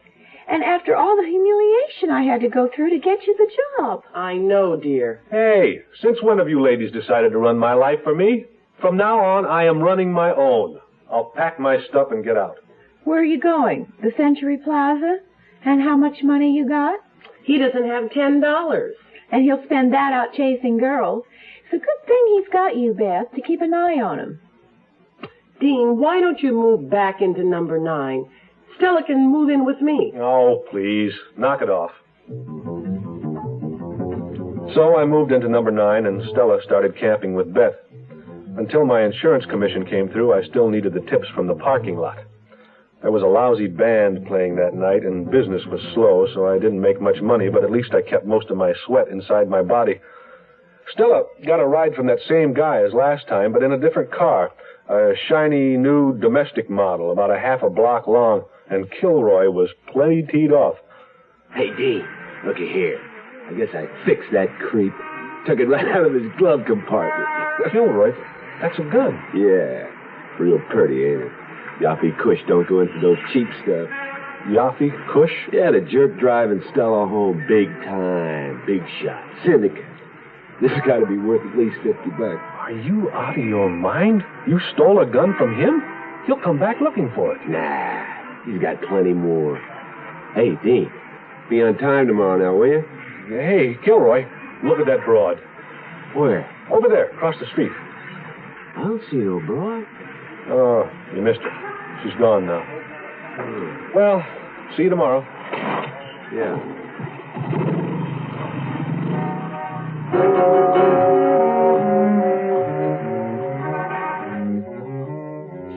I couldn't let Kilroy keep that gun. He was an all right guy, and I didn't want to see him getting snuffed for something so dumb. So while he was looking across the street, I lifted the gun from his saddlebag. After he was gone, I put it in a paper bag, and I hid it in the bushes by the club. Let's see, that was Friday night. I called in sick on Saturday, and Sunday the club's closed. I was in Bungalow 9 about 10:30 Sunday night, washing out my drip-dry shirt when... Yeah? Hi, Sport. Stella? Out. Out! Gee, it's nice to be alone at last. Beth's gone to a movie. Stella, go back to Beth's place. You know what she'd think if she found you here. Oh, Pooh, I wouldn't want to hurt Beth. We're dear friends, but you did break up with her, didn't you? Do you have anything cooking on the stove? No. Why? Well, in that case, Beth's bungalow is on fire. Maybe all you know about batteries is that they're necessary to start your car. And you want one that will start and start and start your car. That's just what the Delco Energizer was designed to do. It supplies a super burst of power instantaneously to start a car in almost any weather. Get a Delco battery for your car. Look for the red, white, and blue Delco sign. Well, the more you know, the more you want Delco. The more you know, the more you want Delco. There was a time when people thought there really was a fountain of youth, and that it was possible to turn iron into gold, the thing some people used to believe. Even today, there are people who still think all aspirin is alike, but the fact is all aspirin is not alike. Bayer tested its aspirin against every leading brand. The test showed for quality, Bayer is superior. Remember, as with all medicines, read and follow label directions carefully. When you get a headache, get Bayer, the better quality aspirin. I guess it was the most excitement they'd had in the neighborhood for some time. All those sirens and flashing red lights brought people together who hadn't seen each other in years. Actually, the fire wasn't that bad. The cops seemed to think the blaze was a cover-up for something else, maybe robbery. They noted that the furniture was smashed and the drawers emptied out. As far as Stella and I could see, nothing was missing, so they wrote it up as a stock case of teenage vandalism. After they'd gone, does Yaffe Kush know you live here? Of course not. Then how have you been getting home? On a magic carpet? For your information, Mr. Cush is a gentleman, which is more than I can say for you. He calls me a cab whenever I want to come home. It never occurred to you he might own the cab company? Mr. Cush is in the machine business, Mr. Smarty. Sure he is. Slot machines, vending machines, political machines. Oh, I hate you. Oh, hate me later. Help me clean up this mess before Beth gets home. I didn't come right out and say to Stella that I thought Yaffe Kush had been there looking for his missing gun and tried to burn the place down when he couldn't find it. The next day, I went to see Walden about any late developments in the Florenzia Monte, Constance Niles deal. Ah, Quinn, yeah, come in. Back to the old drawing board, I see. I just can't seem to give it up or beat the damn thing. You ever consider cheating? There's a letter for you. It's from Chicago. It's a photostat of Etta Rhines and Charlie Martin's marriage license. Still plugging away, eh, Quinn? Another bummer. Etta Rhine's father was Henry Rhine. So and I don't even know if I can find out, if Henry Rhine and Edgar Rhine were brothers, that would make Helen Martin, wherever she is, Edgar's grandniece, not his granddaughter. So what? We're off the Rhine case anyway. Yeah. Well, there's still my insurance commission.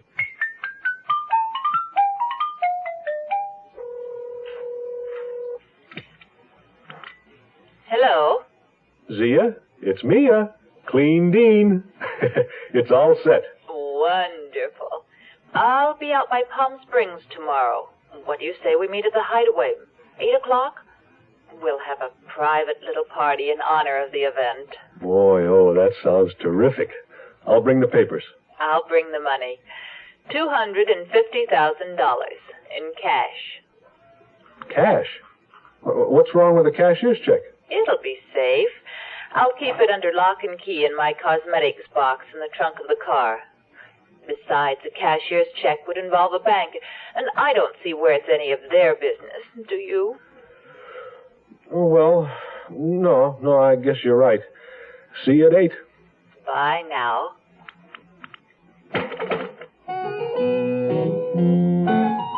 The next morning, I rented a car and drove all over town to make sure everything was in perfect running condition. At 6 o'clock, I couldn't sit any longer. I made sure I had the papers, and...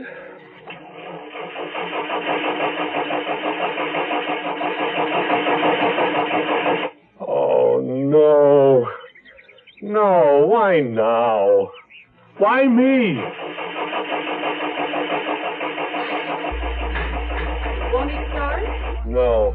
Well, what are you going to do? I don't know. The can't kill myself without fumes. You can use my car. I won't need it tonight. Oh, girl, you'd do that for me? I was almost to the freeway when I thought of something. Bringing all that cash back with me could be dangerous. So I turned up Wilcox and headed towards Sunset in the Strip. Kilroy wasn't there yet, so nobody recognized me when I went looking in the bushes. I found the paper bag with Yoppie's gun, then headed out for Palm Springs. A bit late, but on my way. I thought I could make up some lost time out on the open road, but I made a wrong turn, and I was halfway to Indio before a gas station attendant straightened me out. It was almost 9:30 when I made the turn onto the long dirt road. I threaded my set of wheels into the 5-car garage attached to the house. The garage was empty, except for the stodgy, square, conservative coupe she had driven down in. I parked beside it and got out. As I walked past the car, I remembered the cosmetics case locked in the trunk. Pretty baby. $250,000.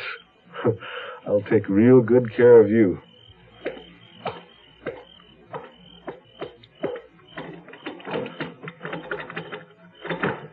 Hello? Zia, it's Mia! I walked from the garage around the house to the main entrance. The wind was up. I dodged a tumbleweed that blew across the lawn. The desert cools off fast at night. I hoped it hadn't cooled her off towards me. The lights were on in the living room, so she was here like she'd promised. I punched the doorbell. I stood there quite a while, but no one answered. I was getting impatient, both for Zia and my commission. 33% of nothing is nothing. I knocked on the door, just one little rap, and it swung open. Anyone here?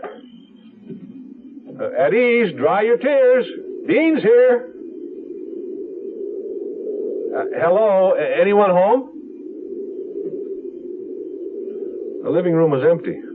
Also the dining room, the library, sunrooms, kitchen, and the game room. The whole joint was deserted. I opened the sliding glass door and stepped outside to the patio and pool. The outdoor lights were off, and it was plenty dark. Almost concealed in the darkness by the side of the pool nearest to me, something was bobbing in the water. I stepped to the edge of the pool to take a better look. Oh, boy, Zia stared up at me from the water. Her eyes and her mouth were wide open, and her hair was matted to the side of her head. Except for the features of her face and the curled fingers of one outstretched hand, her body was suspended a few inches beneath the surface. I didn't have a chance to see any more because, without warning, my arms were pinned behind me and some ape had his hands around my throat. There were two of them, but I couldn't see who they were. Then I got zapped upside my head. Oh! Like I told you, if you're not careful, you can get killed.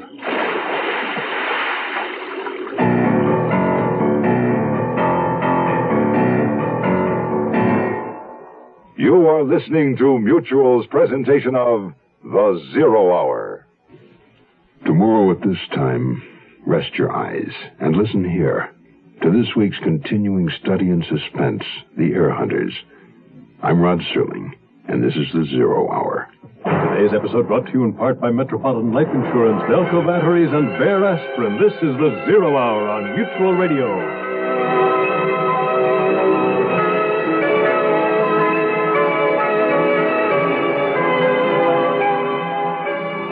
You have been listening to The Zero Hour, a presentation of the Mutual Broadcasting System in association with Hollywood Radio Theater.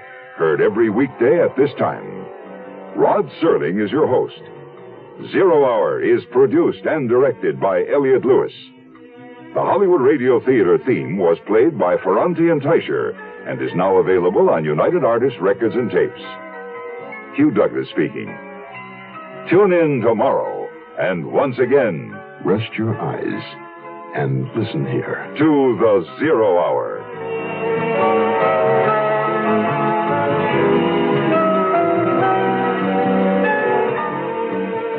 This is the Mutual Radio Network.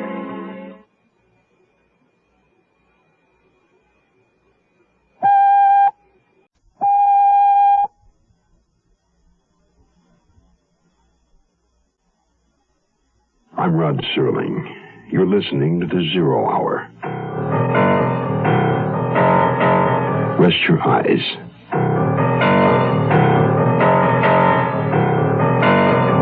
Exercise your imagination.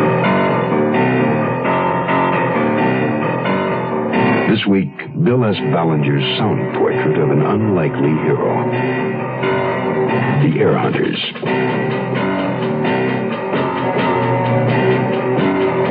Starring Ken Berry, Joanne Worley,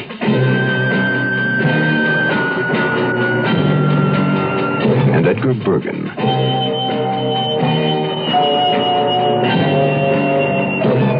In Elliot Lewis's production of The Zero Hour.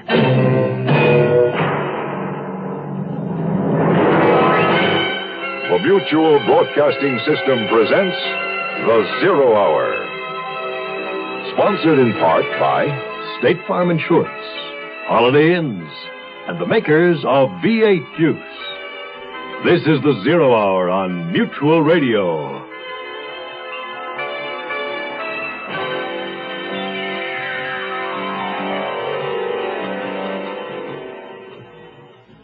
Dean Quinn first left New York for California for his health. He hadn't any. But once out west, he found other reasons to stay. One, Beth Temple, Gurlo to Dean. Two, his discovery of a hidden fortune salted away, waiting to be claimed. And three, the search to find Helen Martin, the rightful heir to the money. If it were only as simple as 1, 2, 3 for Dean Quinn. He's found the source of the money to have been smuggled drugs. He alone knows the location of a gun stolen from Yafi Kush, a well-known underworld figure. And he made a deal to sell an insurance policy to a wealthy, beautiful foreign woman named Lorenzia Monte. They would have met at her desert retreat in Palm Springs. What Dean Quinn didn't plan on was the fact that when he got there, she'd be dead. Nor did he expect someone would knock him unconscious and throw him in the swimming pool to drown. Whatever happened to Helen Martin? What's going to happen to Dean Quinn? The conclusion of the Air Hunters follows after this word.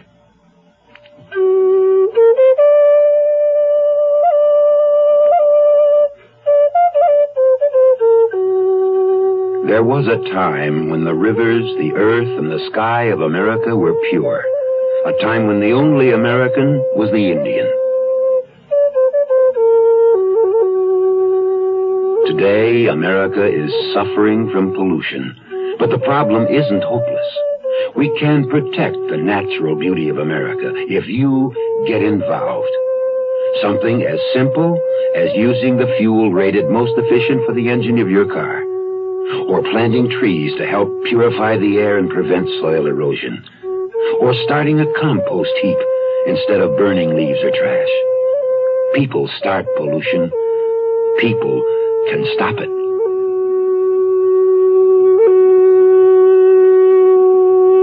This message has been brought to you on behalf of Keep America Beautiful and this station.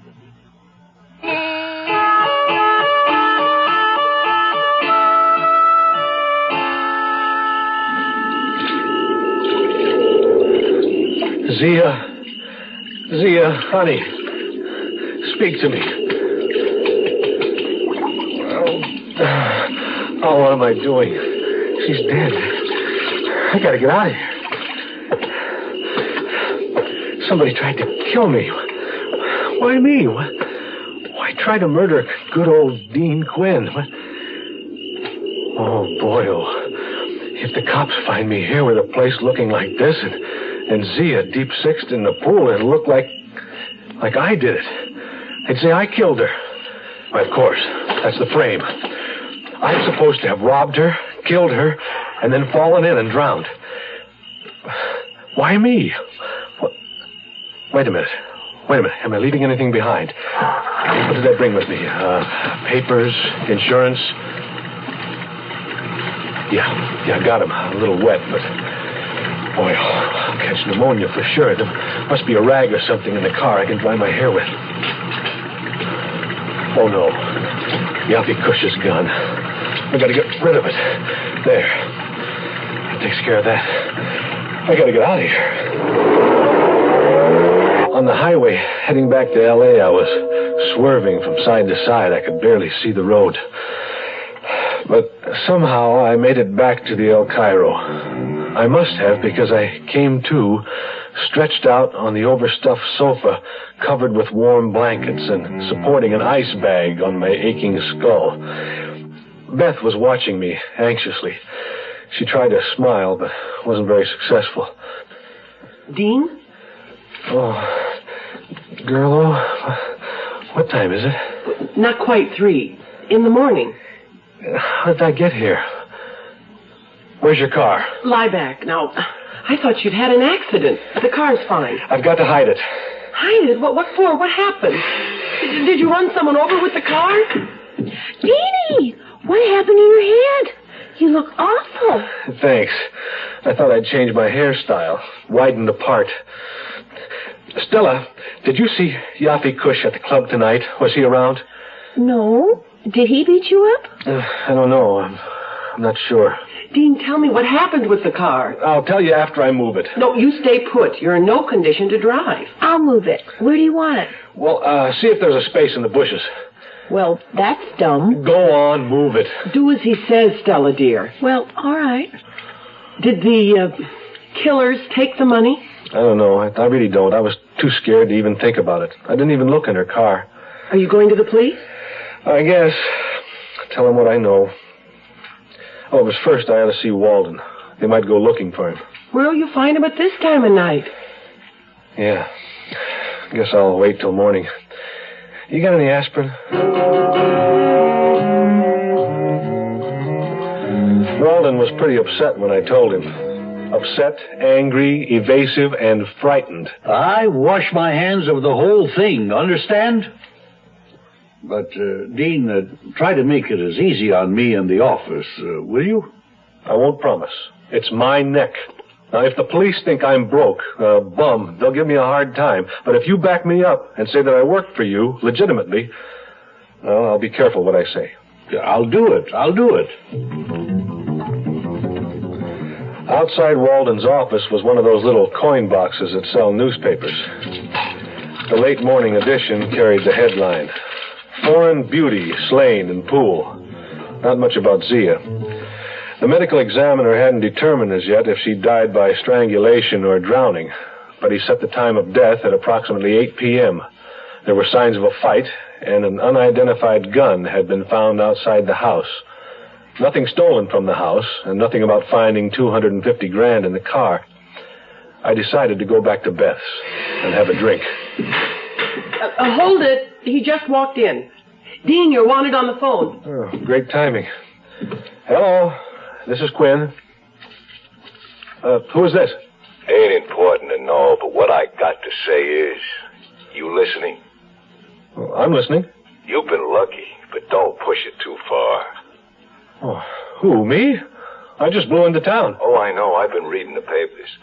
I see where maybe you ain't talked to anyone yet, which is a very smart thing to do, not to talk to anybody about your swimming partner. But the cops will be looking for me. My fingerprints are all over the place. I don't want to have to do nothing drastic if I can help it. Too much of a coincidence, you know? Yes, I know. So here's what you do. You tell the cops you arrived at the house at 4 in the afternoon. You were there just long enough to get her to sign a floater insurance policy. They already found an airplane ticket in her purse for Hawaii and points west good for next week. She needed a policy to protect her stuff on the trip. A guy named Herman Spender drove you down. I don't know any Herman Spender. You do now. Besides, another guy driving an Ace laundry truck saw you. You're out of the jam, Quinn. There's no sweat. Maybe I ought to just leave town. I don't like it here much anyway. Oh, you're stupid. You're stupid, Quinn. If the cops don't find you, I do. And you wouldn't want anything to happen to that big, gorgeous redhead, would you? You wouldn't.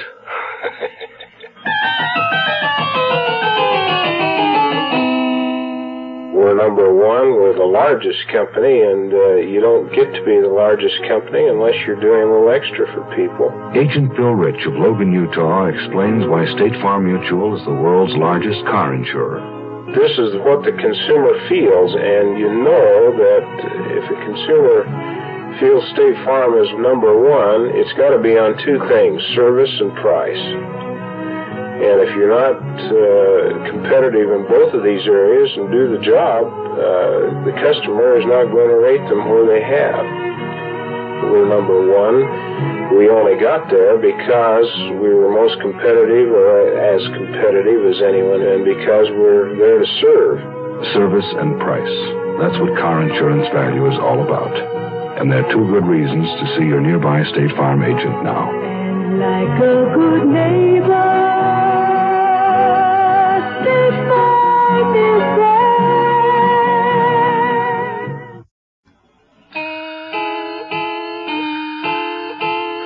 I had a strong hunch the phone call was from Yafi Kush. He could have gotten Beth's number when he came by and set the fire. Some Boy Scout he'd make. Well, if it was Kush, he could rip off Beth and me whenever he wanted. We were sitting ducks.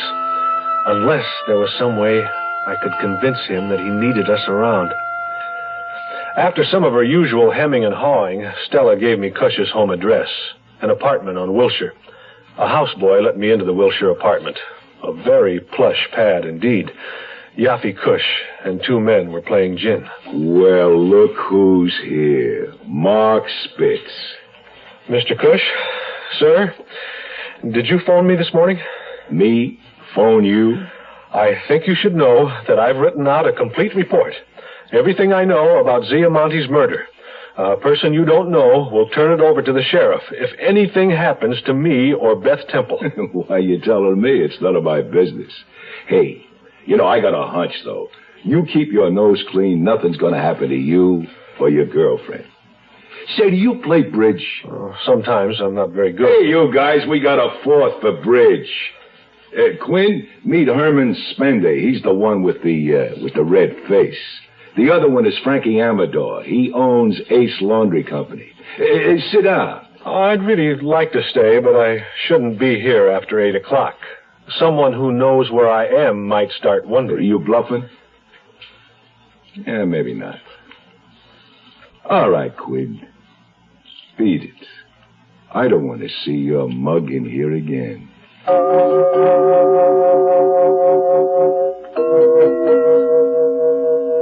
Dean, the news is on TV. Okay, coming. This is Ken Jones with the Late Night News. With us is Riverside County Sheriff Richard Durham, who will give us the latest developments concerning the murder of Florenzio Monte in Palm Springs. Sheriff, has the gun found at the scene of the murder been identified yet? Not yet, Ken. But we've had several other important news breaks. We located a safety deposit box in Palm Springs under Miss Monte's name and got a court order to open it. Inside it, we found 3 United States passports in the names of Ramona Randa, Constance Niles, and Helen Martin. Helen Martin? I knew it. But none for Florenzio Monte? No. We have determined that 2 of them were forgeries. The Helen Martin passport is authentic. Is it your theory, Sheriff, that Florenzio was using these other names as an alias? You better believe she was. Well, we can't prove it yet. However, we also found 2 paid-up annuities, each for $250,000. One is made out to Helen Martin, the other to Ramona Randa. And none for Constance Niles? I've got that one, and you're not getting it. No. Please, Dean, I can't hear. We haven't found an annuity for Constance Niles yet. But we want to know more about Miss Monte. She was in this country on an Italian passport, supposedly on business. We intend to find out more about both her personal and business affairs. Sheriff, you mentioned another development just before we went on. Yes. Miss Monte also maintained a house in Los Angeles. All the phones in the house were bugged. That does it. Does what? Zia Monte was Helen Martin. Helen's was the only authentic passport in the bunch. If Zia had been able to buy that annuity for Constance Niles from me, she'd have had an income of about $30,000 a year for life, including the annuities made out to Helen Martin and Ramona Randa. Where did Zia, or Helen, get the bread to live like she did and still stash away $750,000 to buy the annuities? Dean, do you think there might be a bug on my phone? No, don't be silly. Who'd bug your phone? That man who called and threatened you. The next afternoon, the phone company sent a man out to check Beth's phone. No taps, of course. It was clean. I watched the repairman dial the automatic ringback number to show the line was working again. Then, that night, I went to work, but Kilroy didn't show up at the club. The manager said Kilroy had quit that day and wasn't coming back. I started jockeying the cars by myself, but as the evening wore on and Stella didn't appear, I began to worry. Finally, I parked the car by a fire plug, jumped in a taxi, and went back to El Cairo.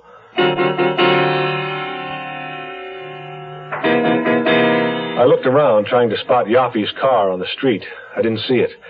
Beth's bungalow was dark, except for one lamp in the living room. I made like a scout and peeped through the window. Beth and Stella were seated in front of the television set. I heaved a sigh of relief and went in. I knocked off early. Well, say something. I'll say it for them, Quinn. Welcome home. Together,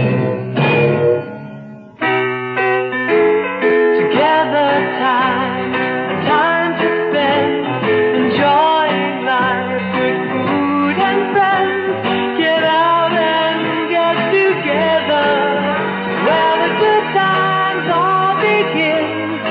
Together with you, together with friends and holidays.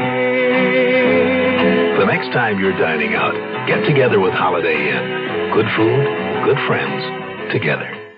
Hey, what you got there? It looks like tomato juice. It's V8. What you got there? It's V8. Looks like tomato juice. It's V8. Try it. Wow, it sure doesn't taste like tomato juice. Mm-hmm. It tastes like V8. A great natural blend of 8 garden vegetables. V8 cocktail vegetable juice. V8. I knew it wouldn't be long before Yaffe and one of his gorillas came by. Spender, the guy with the red face, had to be the ugliest guy of all time, but I wasn't about to inform him of that fact. Yaffe Kush was no beauty himself, but at least you wouldn't expect to see him swinging through trees on a vine. Good to see you, Quinn. It's good to see you too, Mr. Kush. Well, it looks like you've got your 4 for bridge. I guess I'll be moving along. Spender. Oh, wow. Darling, you're hurt. Let me help you up. That's all right. I needed some dental work anyway. Oh, Quinn, that wasn't smart to plant my rod for the fuzz to find. It was clean, never used on a job. I even had a permit for it. Gun? The one I keep in the glove compartment of my car. You and that other grease jockey were the only ones who could get to it. I seen him this afternoon. He sang a whole opera. Why did you try to frame me for that Monty broad? Who, me? It was a mistake, Queen, a big mistake. Spender? Oh!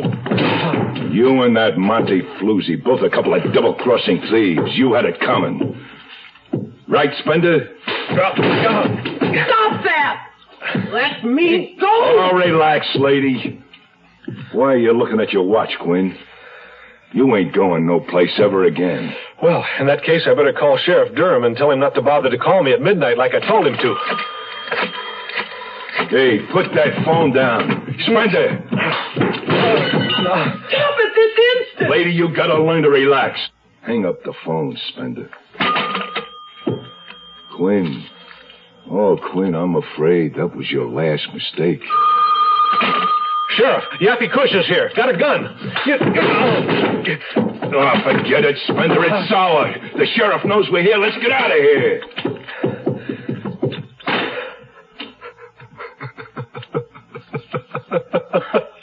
Well, it's not funny. Durham never called. I dialed a 4-number code. When I hung up, the phone automatically rings back. See? I saw the repairman do it this morning.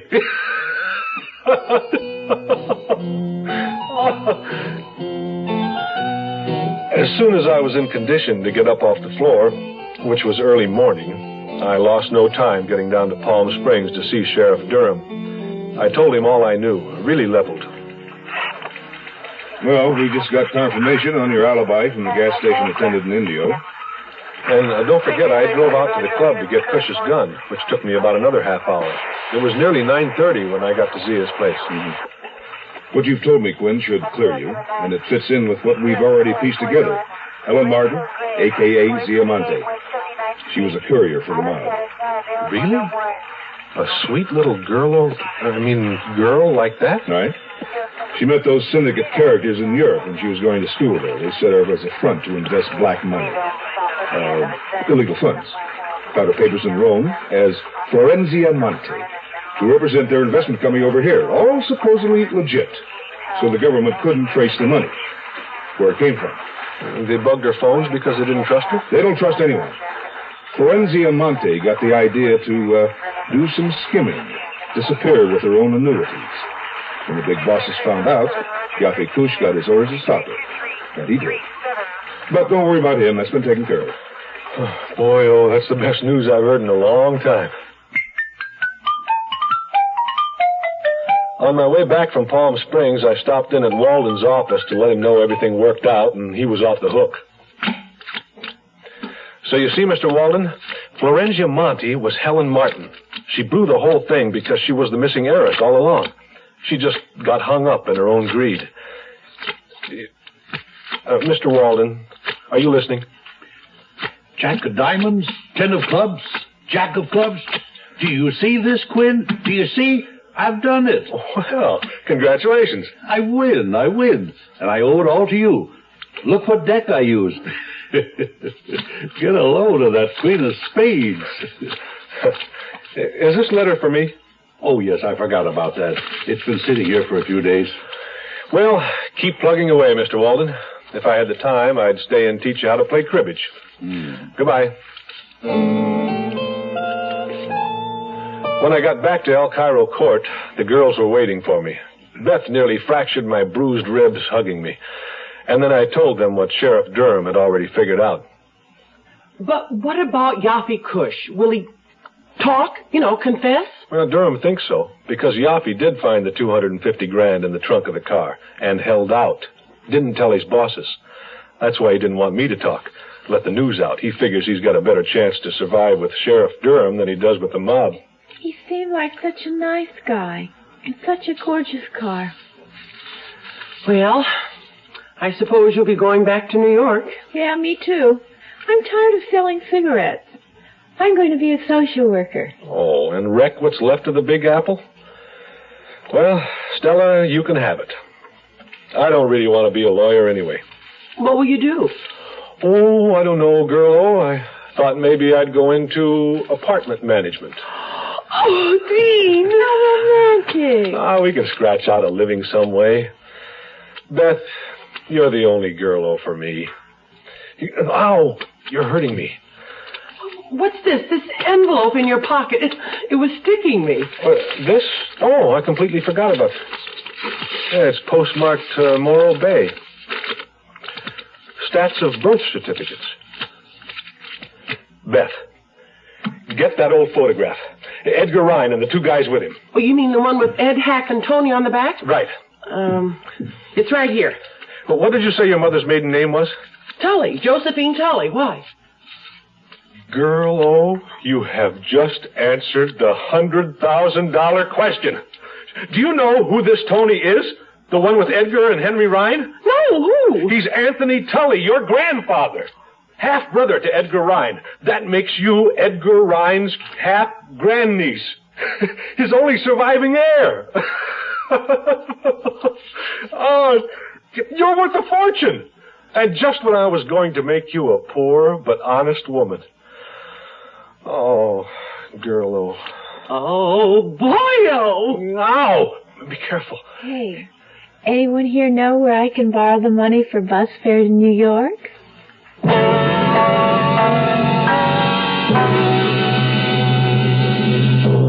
You are listening to Mutual's presentation of The Zero Hour. That concludes this week's production of The Zero Hour. Bill S. Ballinger's The Air Hunters. Next week, we'll begin another exciting dramatization of a tale of mystery and suspense. We'll tell our story in 5 days, at the same time Monday through Friday.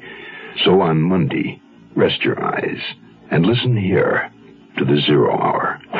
Today's episode brought to you in part by State Farm Insurance, Holiday Inns, and V8 Juice. This is The Zero Hour on Mutual Radio.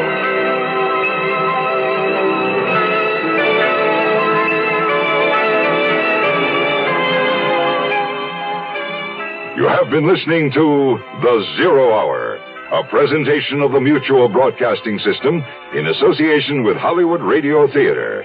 Heard every weekday at this time. Rod Serling is your host. Zero Hour is produced and directed by Elliott Lewis. The Hollywood Radio Theater theme was played by Ferranti and Teicher and is now available on United Artists Records and Tapes. Hugh Douglas speaking.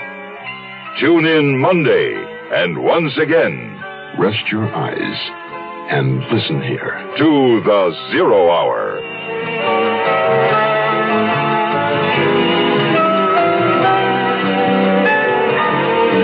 This is the Mutual Radio Network.